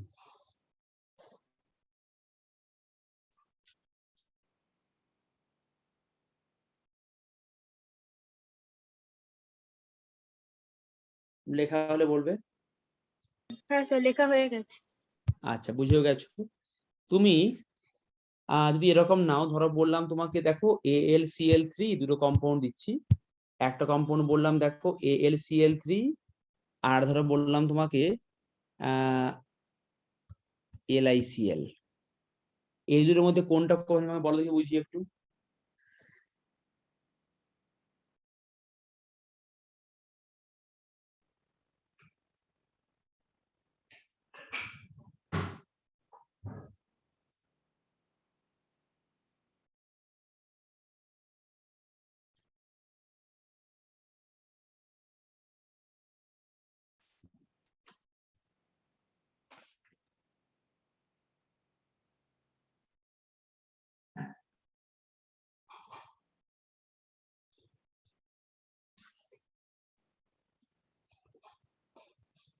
স্যার, AlCl3 কি বেশি কোভ্যালেন্ট হবে? একদমই তাই, কারণ এখানে তোমার ফাই অফ Al3+ টা কিন্তু অনেক বেশি ফাই অফ Li+ এর থেকে, তাই AlCl টা কিন্তু বেশি কোভ্যালেন্ট হবে। তার মানে এটা হচ্ছে কোভ্যালেন্ট প্রপার্টির অর্ডার। স্যার, বলছিলাম যে যদি আমি phi is equal to charge by radius করি, তাহলে Al এর নিউমারেটর 3 আর Li+ এর নিউমারেটর 1। স্যার, কিন্তু আমি সাইজটা যদি দেখি, তাহলে লিথিয়ামের সাইজ বেশি না অ্যালুমিনিয়ামের কি বেশি? সাইজ? হ্যাঁ, সাইজ দেখো Al3+ তো তাহলে সাইজ ছোট অ্যালুমিনিয়ামের হয়ে যাবে না? সাইজটা। হ্যাঁ, ছোট আছে, এই চার্জও বেশি সাইজও ছোট। আর তুমি পড়েছো phi equal to charge by radius, চার্জটা বেশি ফাই ছোট, মানে আর ছোট, চার্জ বেশি রেডিয়াস, ওদের ফাই অনেক বেশি হচ্ছে না, চার্জ অনেক বেশি আর রেডিয়াস অনেক ছোট, তাই বেশি ফাই হচ্ছে এখানে। বেশি ফাই হলে আয়নিক কম্পাউন্ডটা বেশি কোভ্যালেন্ট হবে, বুঝলে? হ্যাঁ হ্যাঁ স্যার, বুঝে গেছি।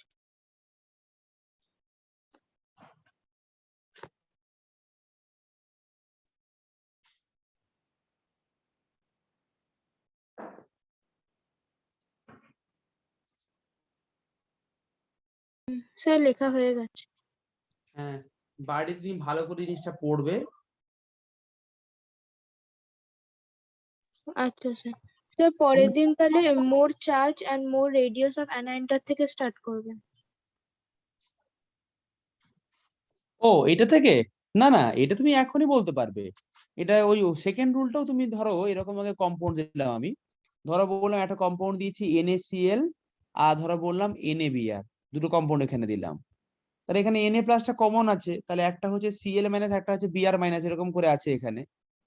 তাহলে তুমি দেখো Cl আর Br এর মধ্যে দেখো এখানে দুজনে কিন্তু চার্জ সেম আছে, কিন্তু এর কিন্তু সাইজটা বড়। তাহলে যখন সেখানে সাইজ বেশি হয়, চার্জ বেশি হয়, তখন সেটা কিন্তু বেশি কোভ্যালেন্ট হবে।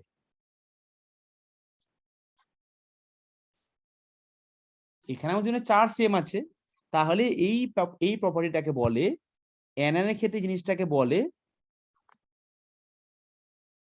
তুমি যেটা পড়লে না একটু আগে ফাই পড়লে যেটা, সেখানে ক্যাটানের ক্ষেত্রে পড়লে, অ্যানানের ক্ষেত্রে যেটা পড়বো তার নাম হচ্ছে পোলারাইজিবিলিটি। তার নামটা লিখছি আমি, পোলারাইজিবিলিটি।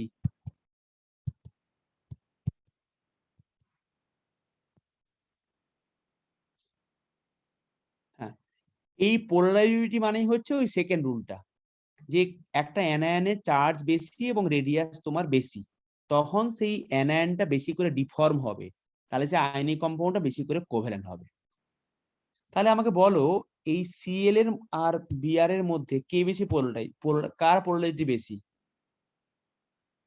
পোলারাইজিবিলিটি কার বেশি, Cl মাইনাস এর না Br মাইনাস এর? Cl minus. কেন? আমার তো Br এর সাইজ অনেক বড় আছে। রুলটা কি লেখা আছে দেখো, সেখানে লেখা So আছে, polarizability is equal to charge of anion by radius of anion. তো না না, তুই রুল নাম্বার 2টা পড়ো। ও more charge and more radius. ওটাই তো রুল নাম্বার 2টাই বললাম, যেটা রুল নাম্বার 2 লিখেছি ওটাই বললাম, পোলারাইজিবিলিটি। তার মানে অ্যানায়নের বেশি চার্জ এবং বেশি রেডিয়াস হলে সেটা বেশি পোলারাইজিবিলিটি তার বেশি হবে, পোলারাইজিবিলিটি বেশি হবে। তাহলে বলো NaCl বেশি কোভ্যালেন্ট নাকি NaBr বেশি কোভ্যালেন্ট? তো তাহলে NaBr বেশি হবে। হ্যাঁ, বুঝেছো তো? তাহলে এটা হচ্ছে কোভ্যালেন্ট প্রপার্টির অর্ডার। আর স্যার বলছিলাম যে ফাই এর একটা ফর্মুলা দিয়েছিলেন, চার্জ বাই রেডিয়াস, তাহলে পোলারাইজেবিলিটির ফর্মুলাটা কি অপোজিট, রেডিয়াস বাই চার্জ? না না, কোনো ফর্মুলা নেই গো এখানে, পুরোটাই মানে পোলারিটি মানে হচ্ছে তোমার charge proportional to charge of anion and cation, charge of anion and radius, charge of anion and also proportional to radius of anion। কোনো বাইফাই কিছু নয়, দুটোই একই দিকে, উপরেই দুটো। বুঝেছো? হ্যাঁ স্যার বুঝেছি। মানে আর এটা মানে ওখানে হচ্ছে তোমার, ফাইটা, হ্যাঁ। হ্যাঁ, এইভাবে কিছু লেখা হয় না, ফাই দিয়ে লেখা যায় না, এর কোনো আচ্ছা এক্সপ্রেশন অনলি জাস্ট এই কথাটা, এর কোনো আগের যেরকম বলে ফাই এরকম কিছু লেখার যে কোনো কিছু অ্যালফাবেট নেই এখানে। পোলারিটি অফ অ্যানায়ন কিন্তু হয় অনলি, এটা কিন্তু অনলি অ্যানায়নের হয়। পোলারাইজিবিলিটি অফ কি হয়, অফ অ্যানায়ন, এটা proportional to charge of anion আর রেডিয়াস অফ অ্যানায়ন। বুঝেছো? হ্যাঁ স্যার বুঝেছি। আর more the polarizability, more will be the covalent nature. ব্যাস।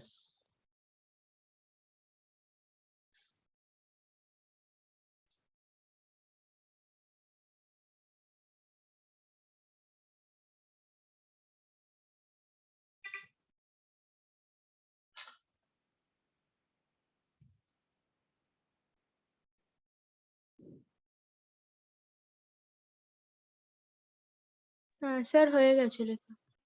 বুঝে গেছো জায়গাটা? বাড়িতে হ্যাঁ স্যার। পড়বে এই জায়গাটা। যদি কোনো সমস্যা হয় আমাকে মানে পরের দিন বলবে।